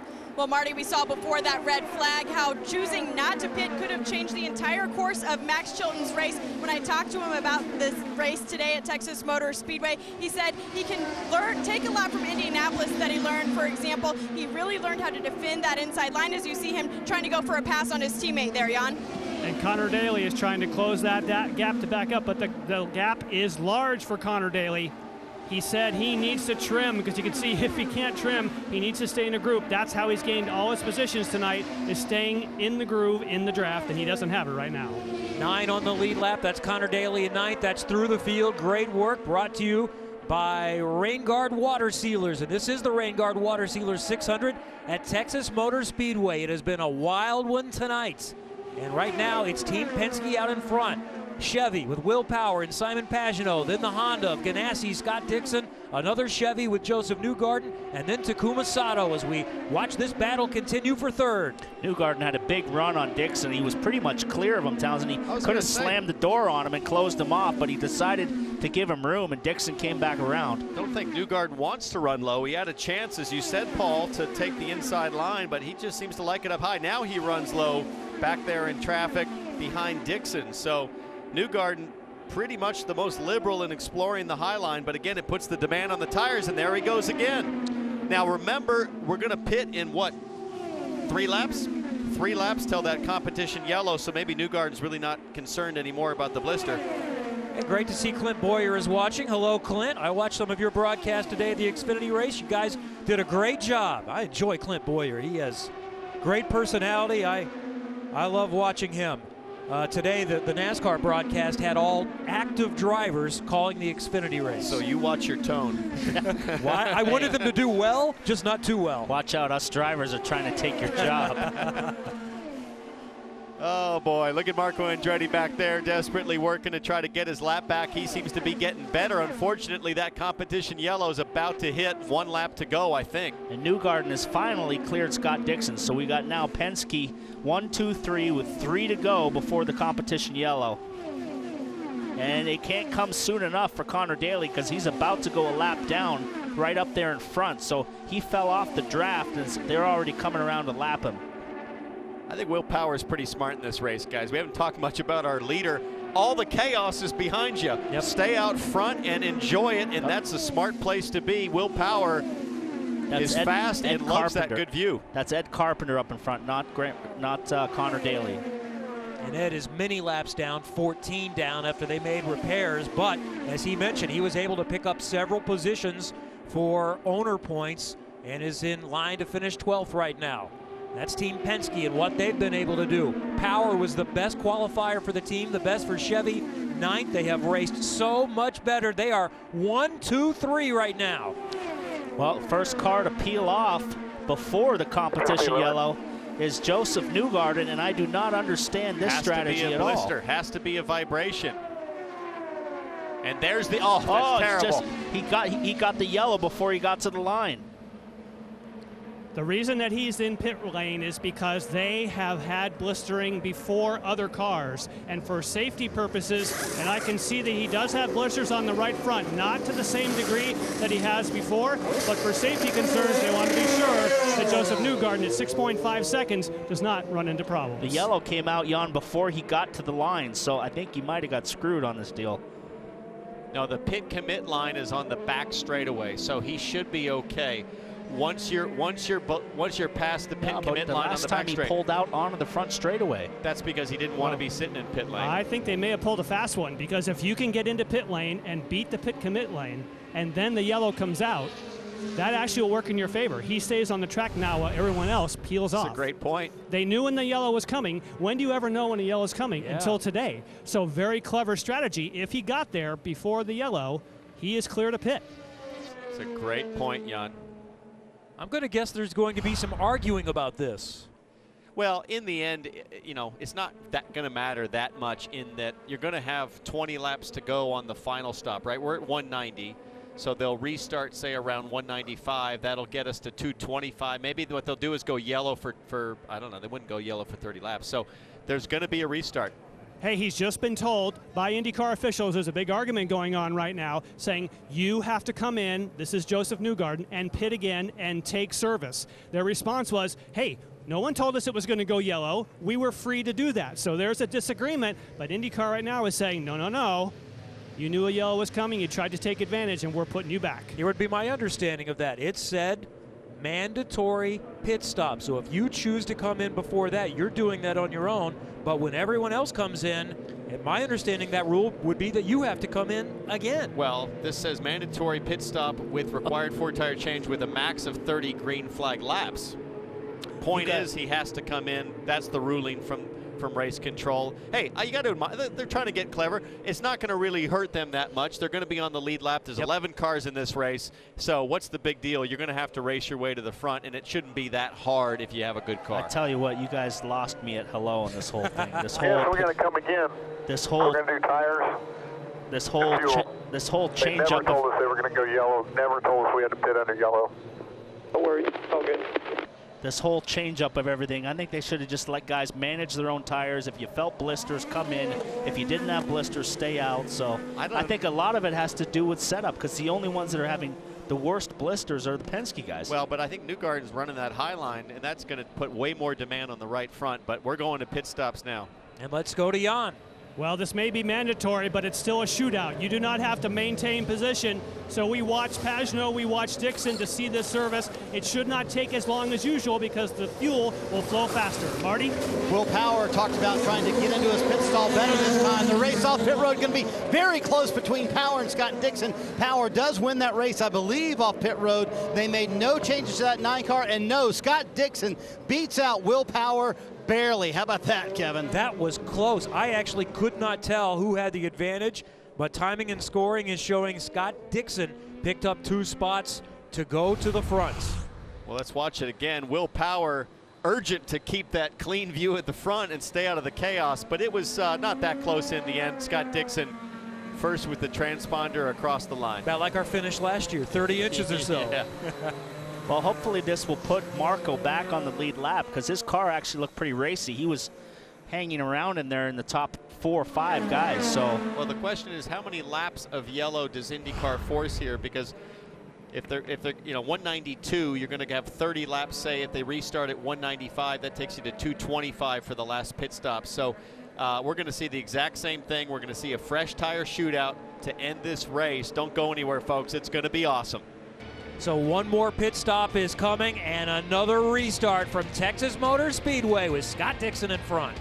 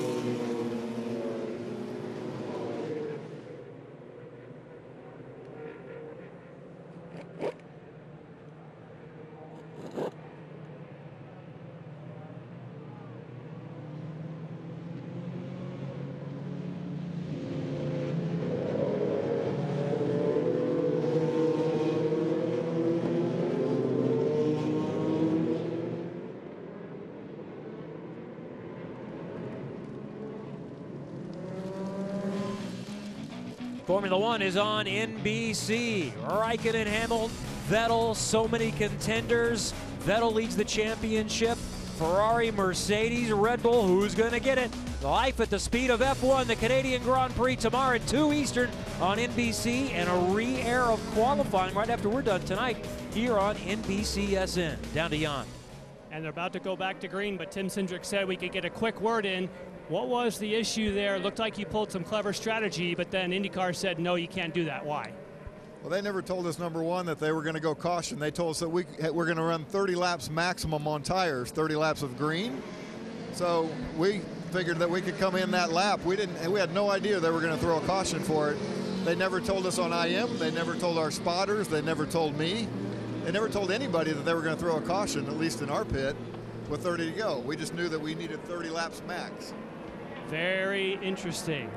And to Tim's point, remember I was asking the question about the yellow because the exact wording did not include the word yellow. So well, I'll tell you what, where guys, that's coming from. It really doesn't matter because they all know now, and they're all going to have one more stop with fresh tires to the end. So right now, this is about how do you practice that final restart that's coming.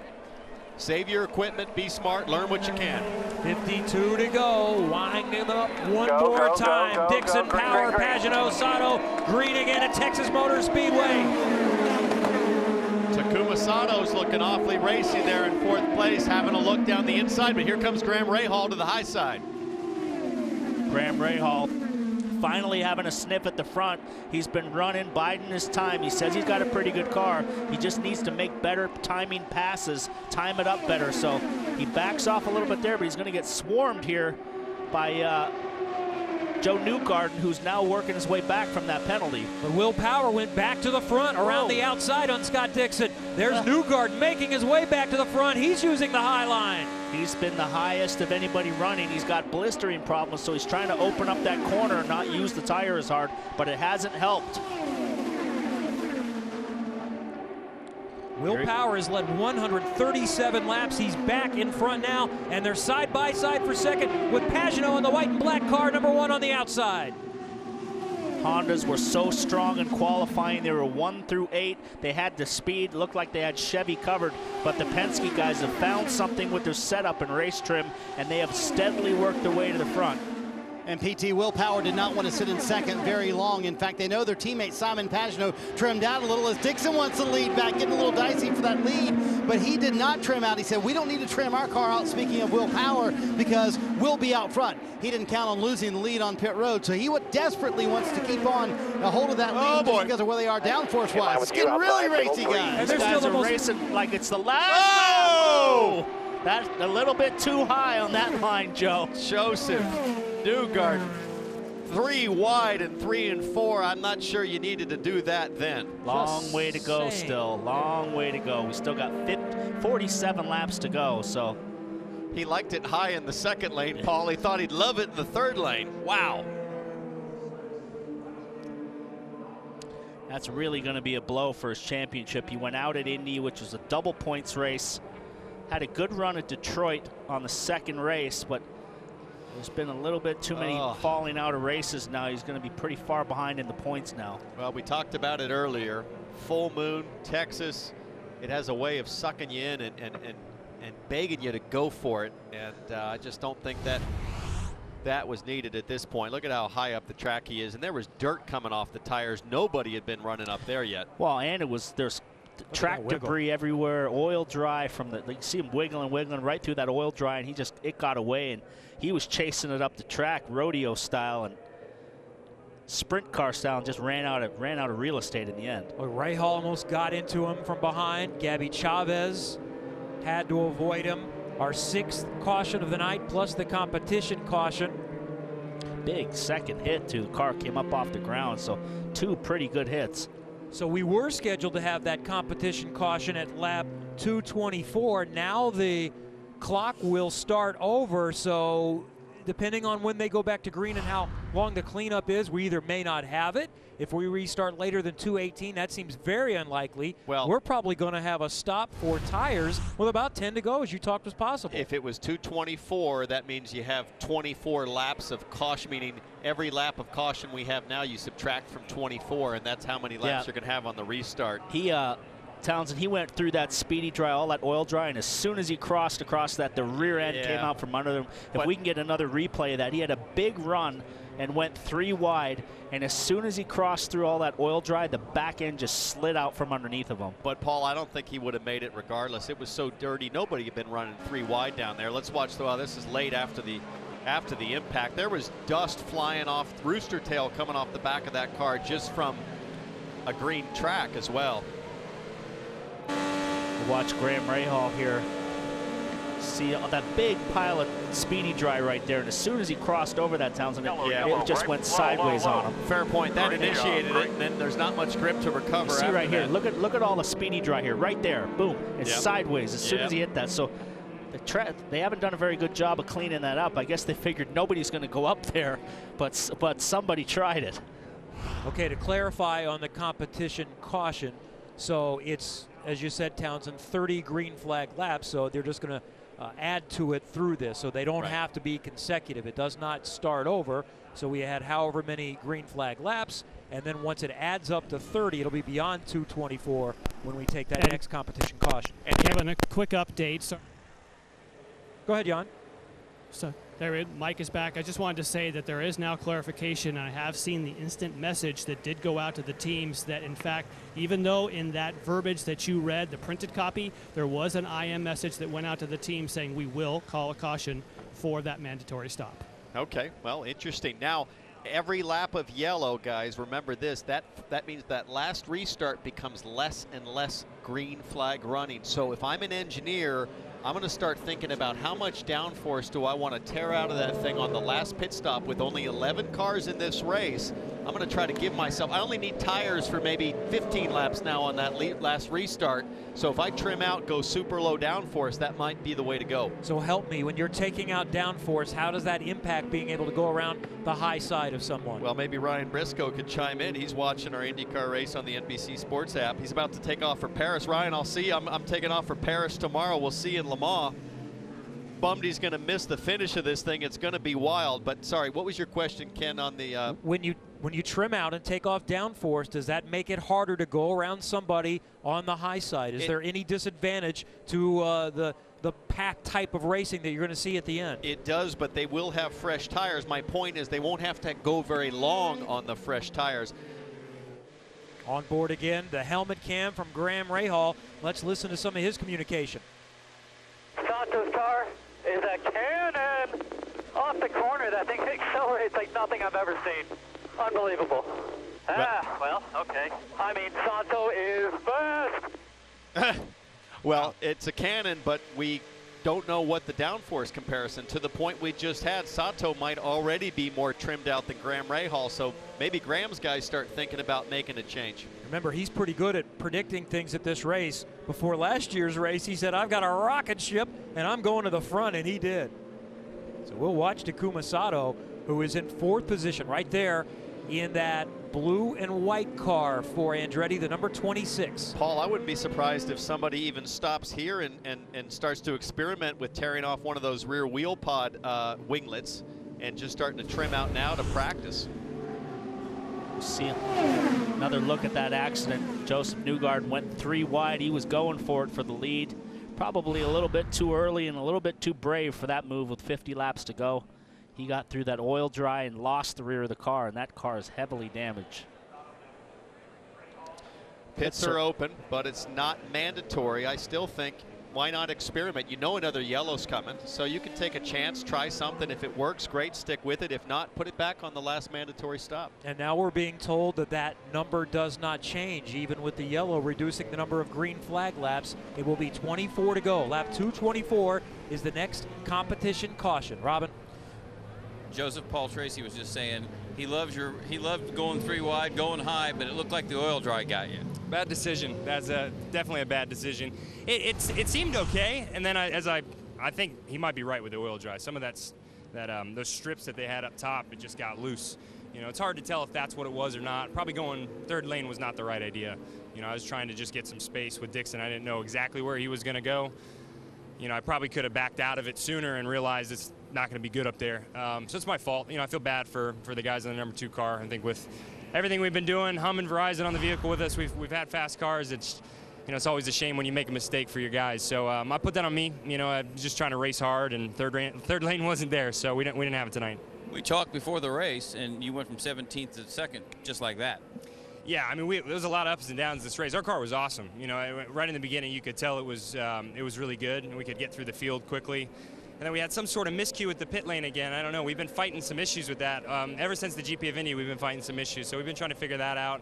And then we had a couple different tire deals we were working through. So it was up and down. But then once we got those items sorted out, I thought we were really good at the end. Thanks, brother. Got it right. Kevin? All right, thank you, Robin. The full moon is out. We're down to 11 cars and only 9 on the lead lap, but the racing has been fierce at Texas.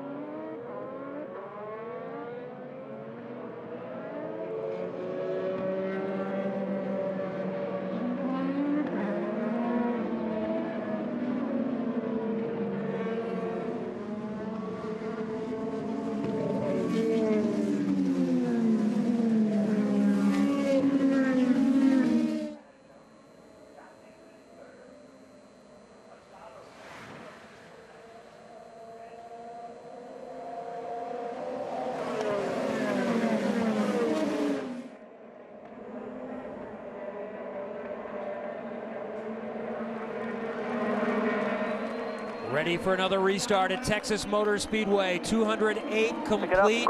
Now we are going to be 39 to go as Will Power leads them back into turn number 1. Sato making a move on the outside of Dixon. Graham Rahal over the radio said his car is a rocket off the corner, accelerates like crazy. So look for him. He's now positioned himself with 30 laps to go towards the front of the field. That third car in line we saw, the blue car, with Scott Dixon as we ride on board with Graham Rahal, who is back in 6th position. The next blue car is Takuma Sato, and up the high side, that's Max Chilton getting a position and going side by side with the Indy 500 winner. Tony Kanaan back there running in the pack. He's now only a lap down. He was 2 laps down, so another yellow will get him back on the lead lap, and he's at a fast enough car to maybe put himself in position to win the race if he can get his lap back. And as we saw, that competition yellow, they are having cars a lap down, pit a lap later, so he would get his lap back. And Marco is back on the lead lap with that wing change. He went down a lap, now he's back on the lead lap, so watch out for Marco as well. There are 12 cars still in the race. Ed Carpenter came back many laps down. J.R. Hildebrand, his teammate, also is back on track, 33 laps down. Pagenaud takes a look around the high side of Scott Dixon. Takuma Sato sort of settled in there to 4th, just studying everything at this point. Our driver's going to be a little more content to stay in line until we get past this last competition caution. You would think, but it doesn't look that way right now, Kevin. Well, right now, if it ends up being a pack race like this, Townsend, you're still going to have a drag race around turns 3 and 4, and that high line is still the dirty line up there. So you've got to get it set up and have it on the bottom and make the guy go through the dirt if he's going to pull off a win. And that oil dry that you talked about earlier, Paul, that big stripe is still there. It's clear second lane high of 3 and 4, but if you're 3 lanes up like Newgarden was, there's 2 strips of that still sit there. Sato now trying to wrangle 3rd place away from Simon Pagenaud. He's got a nose ahead of him now, and he's clear. Simon Pagenaud tucks down into 4th place. Rahal peeking to the outside of Max Chilton. And up ahead, Sato into 3rd, and Rahal going around 2 on the outside. Wow. That's the first time we've seen Rahal get racy all night. Oh, Chavez gets a little sideways with Kanaan. I think those first 3 or 4 cars were just lifting and settling in to ride around. And Graham Rahal's like, man, I'll take it. Well, he's got to get himself closer to the front. He hasn't had a sniff of it all race long. And last year, he positioned himself in the final 5 or 6 laps at the front of the field, and then he made it happen with a big move. So now he's getting close. He can feel that he's got a chance at winning. I saw Graham Rahal just make an adjustment on the wheel to his mapping. Fuel shouldn't be an issue. Think about this for a second. All the Hondas that blew up at Indianapolis, it wouldn't surprise me if they've turned themselves down for the start of this race, but there's more in the bag for the end of the race, and they might be going for it. We haven't seen one blow up tonight. We saw one blow up at Detroit last weekend with Hinchcliffe, so they have had their engine sorted out tonight. Maybe just turned down a little bit, and there's always a little bit more to push the limit, so that might have been what Graham Rahal was adjusting. Look at Sato. There. Sato now moving on Scott Dixon for 2nd place. Side by side for that position. Dixon holds on to 2nd right now, Marty. Kevin, these mandatory cautions might be helping Takuma Sato. He told me earlier this morning, he said, I think one deficit we have tonight is that we don't have the long run speed some of these other guys do. So pitting every 30 laps, that might play into the hand of this 26 car. He's awfully quick right now. Excellent information, and Sato is going to try again on the high side of Scott Dixon.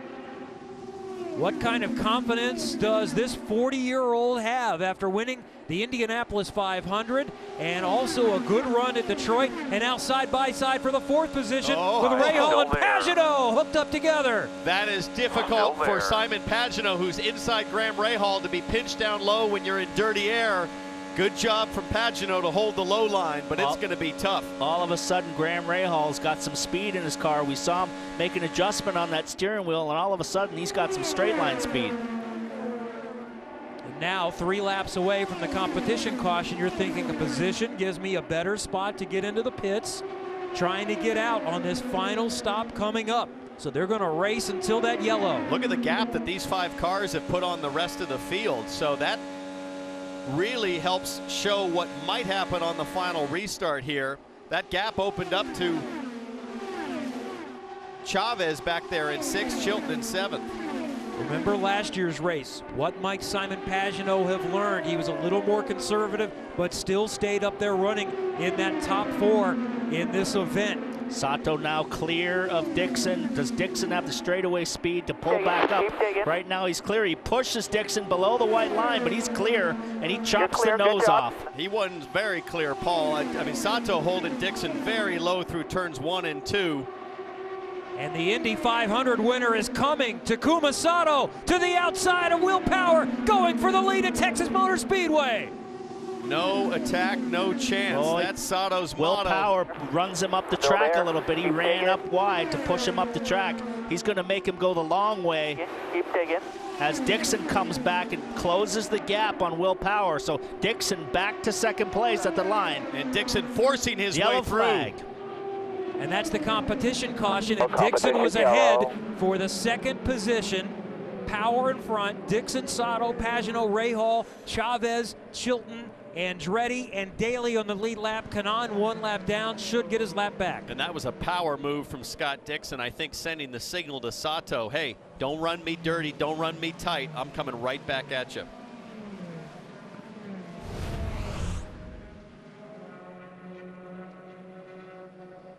And that could be a finish right there. He was coming to the competition caution, and he closed the gap and used the draft, but that's what it's going to take when we come to the checkered here.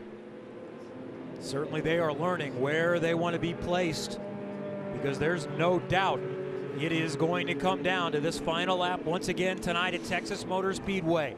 Pits are open. This is a mandatory pit stop and a change of all 4 Firestones are coming up.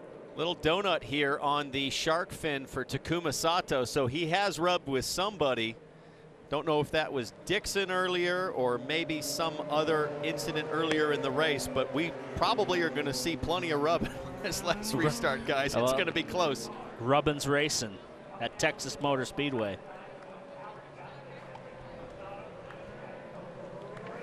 Let's go ahead and send it to pit road. Here they come, Jan. And let's set the framework for what's going to happen. Scott Dixon and Will Power are pitted right next to each other. They will come to their boxes about the same time. For Scott Dixon, they're not expecting to make any changes, but this race off pit road and track position is going to be critical. So we'll call Dixon in, and we'll get it to Marty to call both if he called from the 12. Marty. And for some of those guys, they saved a little bit more fuel. You see Will Power's team putting fuel in. They're getting about 2 seconds. All they have left on the 12 car are sticker tires. Meanwhile, Takuma Sato did not need any fuel. He will come off pit road in 3rd. They had sticker or scuff tires for Sato, and they gave him an air pressure adjustment to help him with a shorter run, Kevin. And this time, Power beats Dixon by, it looked like, about a yard or 2. Sato out 3rd. Pagano, Chilton picks up a couple of spots. Graham Rahal looked like they might have been making a downforce change because that was an extra long pit stop. Not sure if there was an issue or if they just decided to try to trim out and find him more straightaway speed. Here's the shot from the line. With this amount of laps, as we see Will Power comes out with a nose ahead, and Sato right there, close stops for all these guys. But I would think that if Rahal's going to have a chance of winning this race, he's going to need to trim out a little bit more, and they probably decided to go for it. Sato was very close to beating out Dixon for 2nd, but it will be Power, Dixon, Sato, and then I think Pagano next. And guys, what happened to Graham Rahal is he stalled the car leaving the pits, and that's why he lost all those spots. So critical loss of spots there for Graham Rahal. But he's still in this with only now 10 on the lead lap. I'm taking a look at the right rear tire changer there for Will Power, and he's going to do a good job to try to get the air hose out of the way. That's good sportsmanship on pit lane from Team Penske. There's the right front guy trying to help out. So you remember a few years ago it got dirty there in Sonoma, but clean running on pit lane. That's good to see. So the pit guys working together. Now the drivers are going to need to trust each other, as we've seen how they've been racing with a lot of laps remaining. Now as we are inside the final 20 by the time we go green, it's going to really ramp up in intensity. Katie? Well, Kevin, Tony Kanaan may be the most hated man in the Verizon IndyCar Series right now. And just before he came in for the stop, he and Chip Ganassi were debating about the downforce level. Chip wanted to take it out and give him low downforce. TK wanted more downforce, as you see them adding it. Tony won that fight, Kevin. Wow. Kanaan back on the lead lap. He's running in 10th, but we know he's got a quick car. He's been running at the front all night. How many will he get past here now that he's fighting for that lead? Well, he's got a chance to go for it. He was 2 laps down with 50 laps to go, and with these competition yellows, we're coming to green now. Now he's back on the lead lap, but he's got to catch the pack. He's all the way at the other end of the track right now. Inside 20 to go. We'll go green again this time with 19 left in the rain guard.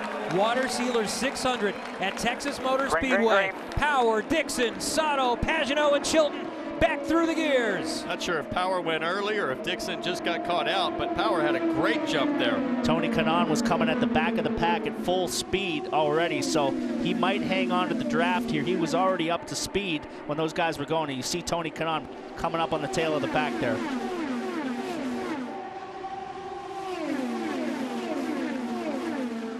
Momentum winding up as Scott Dixon trying to get to the front on the high side of Will Power. I think he led that lap at the line. I think he had barely an inch on him, so Will Power holds a tight line. I think Dixon pushes up a little bit.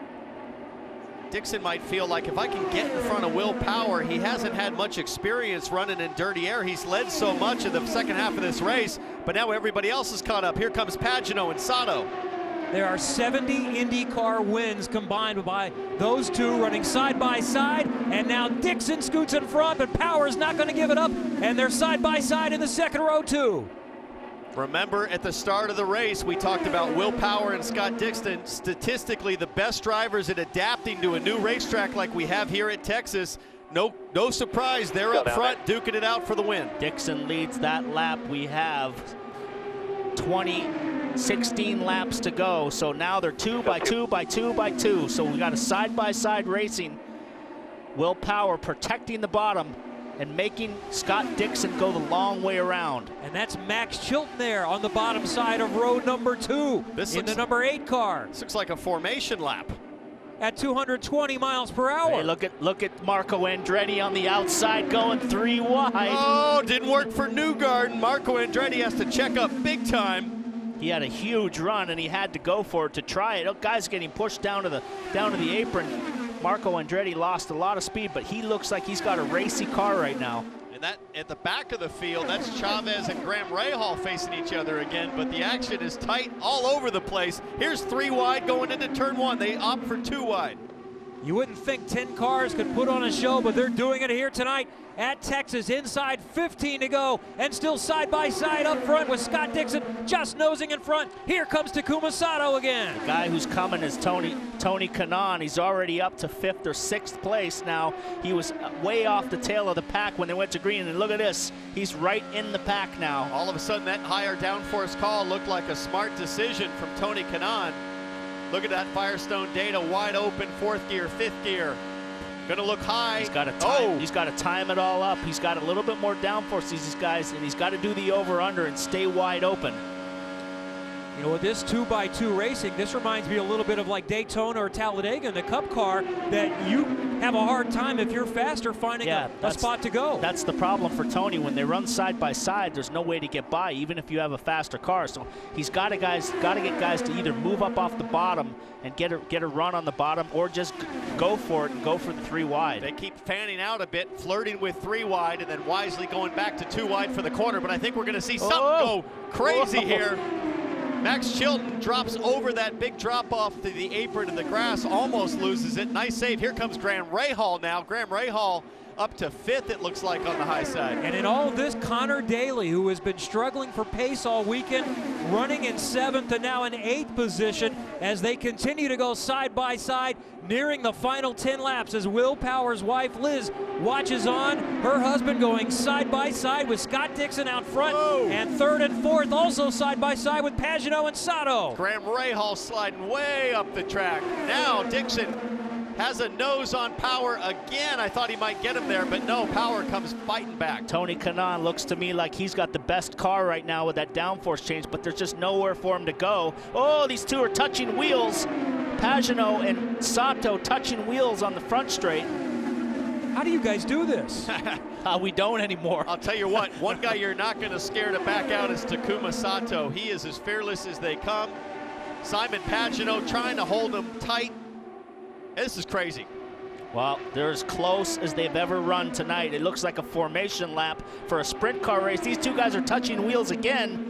Sato slides up the track and Kanaan slices down the inside. That's the move Tony Kanaan needed to challenge for the win. Here comes Graham Rahal looking at Sato, but now I think Tony Kanaan has the space to try to fight for this thing to the end. 8 laps to go, 7 at the line. So Kanaan's in that second NTT data car. That's him on board right now, battling for 3rd position, but it's 3 wide. 3 wide now. And he made it. Sato made it. Sato hangs tough on the outside and shoves out Simon Pagano back to 5th place. Or did he back out like he did last year and decide to live to fight to the finish? I got a feeling the 2 best cars right now are Sato and Kanaan. They're both looking for a way around these leaders, but you're going to have to do a 3 wide like this. No attack, no chance. Takuma Sato making it stick 2 laps in a row on the high side, up where nobody's been willing to go before, and he slots into 3rd. Power stays out in front. That's Dixon right behind him. Sato in the 2nd blue car. Kanaan is the 3rd blue car running in 4th. Sato coming to the bottom side of Scott Dixon, and they turn. Dixon goes around. Sato goes around. Power is in front. Well, you knew it was going to happen at some point. They were absolutely driving like maniacs. Scott Dixon is going to be furious, as he should be. Connor Daly also collected. This, I wonder if they'll call a red now and do a green-white checker, or they're just going to get this over with. And right now, Will Power's in front, and the guy who everybody was mad at was Tony Kanaan in second. Chilton, heavy damage. If I'm him, I just keep driving around under yellow and just drag that front wing around and get to the finish line. Keep driving it. Oh, yeah, Chilton is going to be able to limp around to get a 7th place finish, and let's watch again what happens. Sato drops a wheel in the grass right here and just loses it. It bottoms, he loses the rear, catches Dixon, and they're both around, and poor Connor Daly gets wrapped up in it, and he spins trying to avoid everything. And I thought Dixon would make it, but that's Max Chilton that augured into the side of his teammate Scott Dixon. There's Connor Daly down low. I'm not sure if Connor had any contact. Sato just didn't know where the track limit was there. Well, the track limit's the grass. Well, that's what I'm not sure he realized. I think he was paying such close attention to power, he just didn't have any idea where the verge was. At this stage of the race, you're so fixated on the nose in front of you. And I mean, I've touched the grass there going through the short chute, and guys do it in cup cars, and you're just so fixated on trying to get the run done and get a run down the inside. He just mistimed that corner a little bit. As we see Kanaan, we get a great view right here. Watch the dirt kick up off of his car.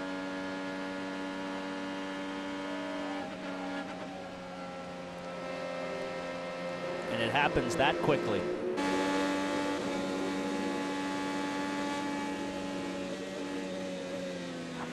Crash up high, low. What a great job from Graham Rahal to look far down the track and just nurse that thing past the chaos. Here it is from another angle.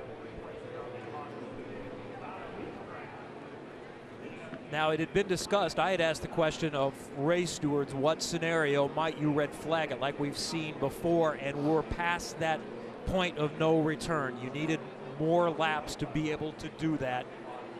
So this is how this one is going to finish. Liz Power's husband, Will Power, is going to head to victory lane for the 31st time as we see those involved in this latest incident, a war of attrition. We are down to seven cars on the lead lap, plus Ed Carpenter and J.R. Hildebrand, who had been running but many, many laps down.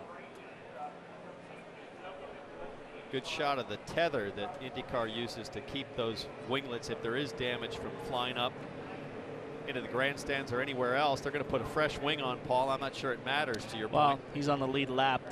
He's the last car on the lead lap in 7th, which is still Unless a good finish. Get the nose box off overall. So, well, they may want to make sure that there's no chance of being black flagged. They're not in danger of losing any more positions from where they're at. So we'll see the white the next time by. Marco's hoping for a restart here with a fresh set of Firestones. I like it. Probably some maybe a puncture on Marco's car going through the debris. Sure. And up to 6th after running in the back for a while, then a lap down. So many different storylines of this one. Such wild racing. Who would have predicted this? None of the drivers did. But when the light goes on and the visor goes down, everything changes. We're in no limits, Texas, Kevin. And that certainly proved true tonight. And I think this reconfigured Texas track, I didn't think we'd see as much side-by-side racing, but it was narrow side-by-side. It wasn't wide, spread out, 3-4 wide. It was 2, barely 3 wide. And I think that's what led to some of the chaos here. Back on the main straightaway behind the pace car. We're going to see the white flag this time, so one more under caution. How about Gabby Chavez? Yeah. 5th place. White flag here, pal. Survives all the craziness, like Indianapolis. That little team just keeps improving, and the better they do, the more likely they are to run more races this season. So that's pretty cool. That will be his best career finish. He finished 9th at Indianapolis, had one other 9th place finish. And that team is hoping, planning, I would think, with no damage. We'll see them at Pocono, and their goal is to be full-time in 2018. Harding Racing, Mike Harding, based out of Indianapolis. Larry Curry said We had talked before we had met. I actually had done some work with him, but this all got started after the 500 last year in a suite. I'm gonna circle another result. Connor Daly will come home 7th. Didn't wreck. If he did, not very hard on contact there, but it's a big deal for Connor to finish this race after the big crash last year. They struggled so much. He was much racier than I think any of us would have predicted, Paul. So that's another young driver and a team that really needs a solid result, and they got it tonight.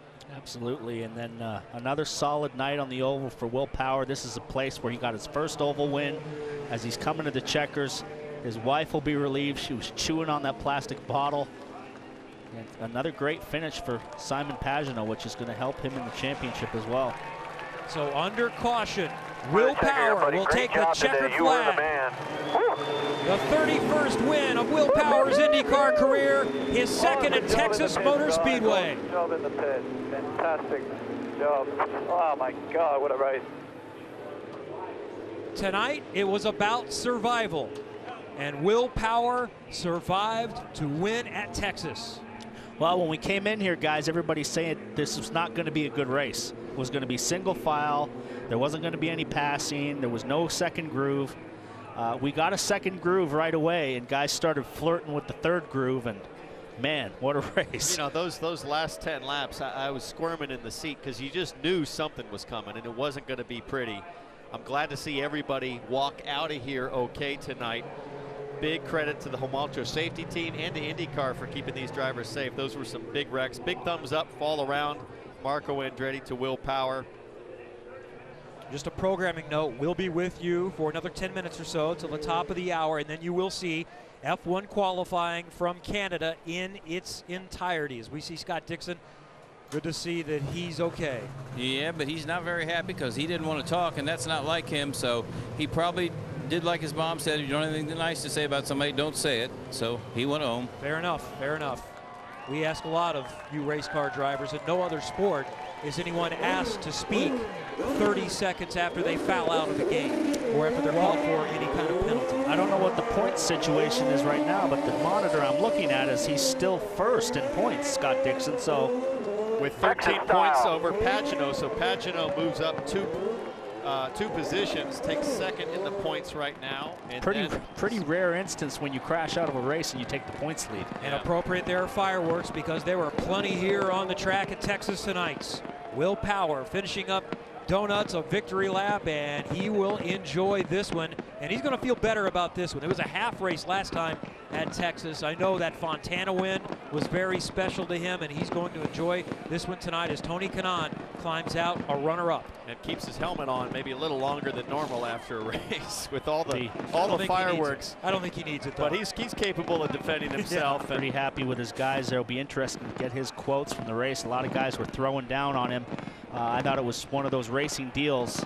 3 guys trying to find the one line, so we'll see what his perspective is on it.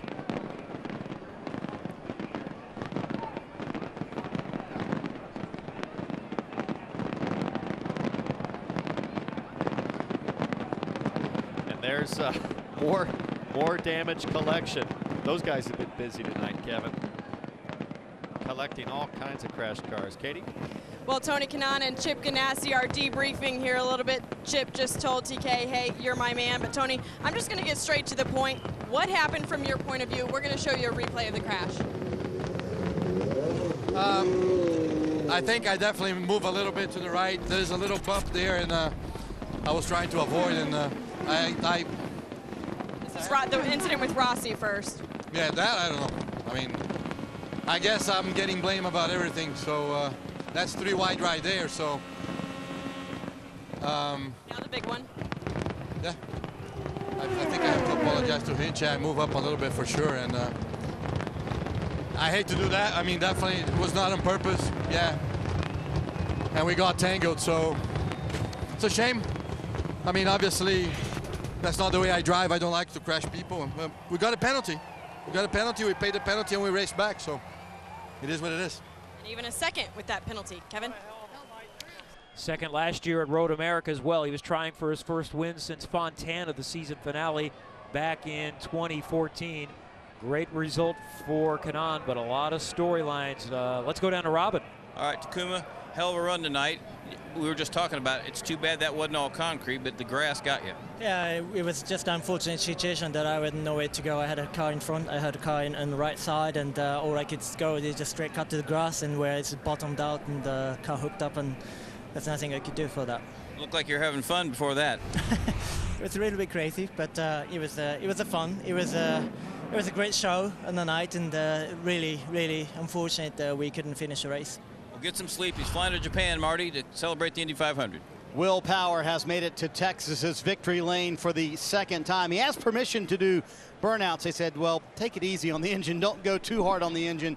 Don't hit that hard rev limiter and you'll be okay. And he certainly enjoyed those and said, that's the only time I enjoy burning rubber on an oval. Will Power dominant tonight, led 180 of 248 laps and makes it to victory lane here in Texas. We talked about how it's a hometown win for his wife Liz, and we saw how nervous she was and how relieved she was when they said it would end under caution.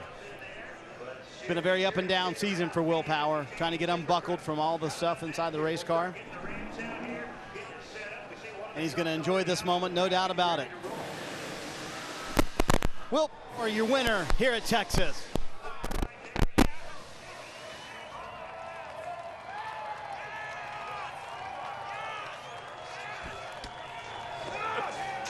About as much motion as you'll see from Will Power. You said what a night, very accurate assessment, but on a scale of 1 to 10, how intense was that racing at the end, Will?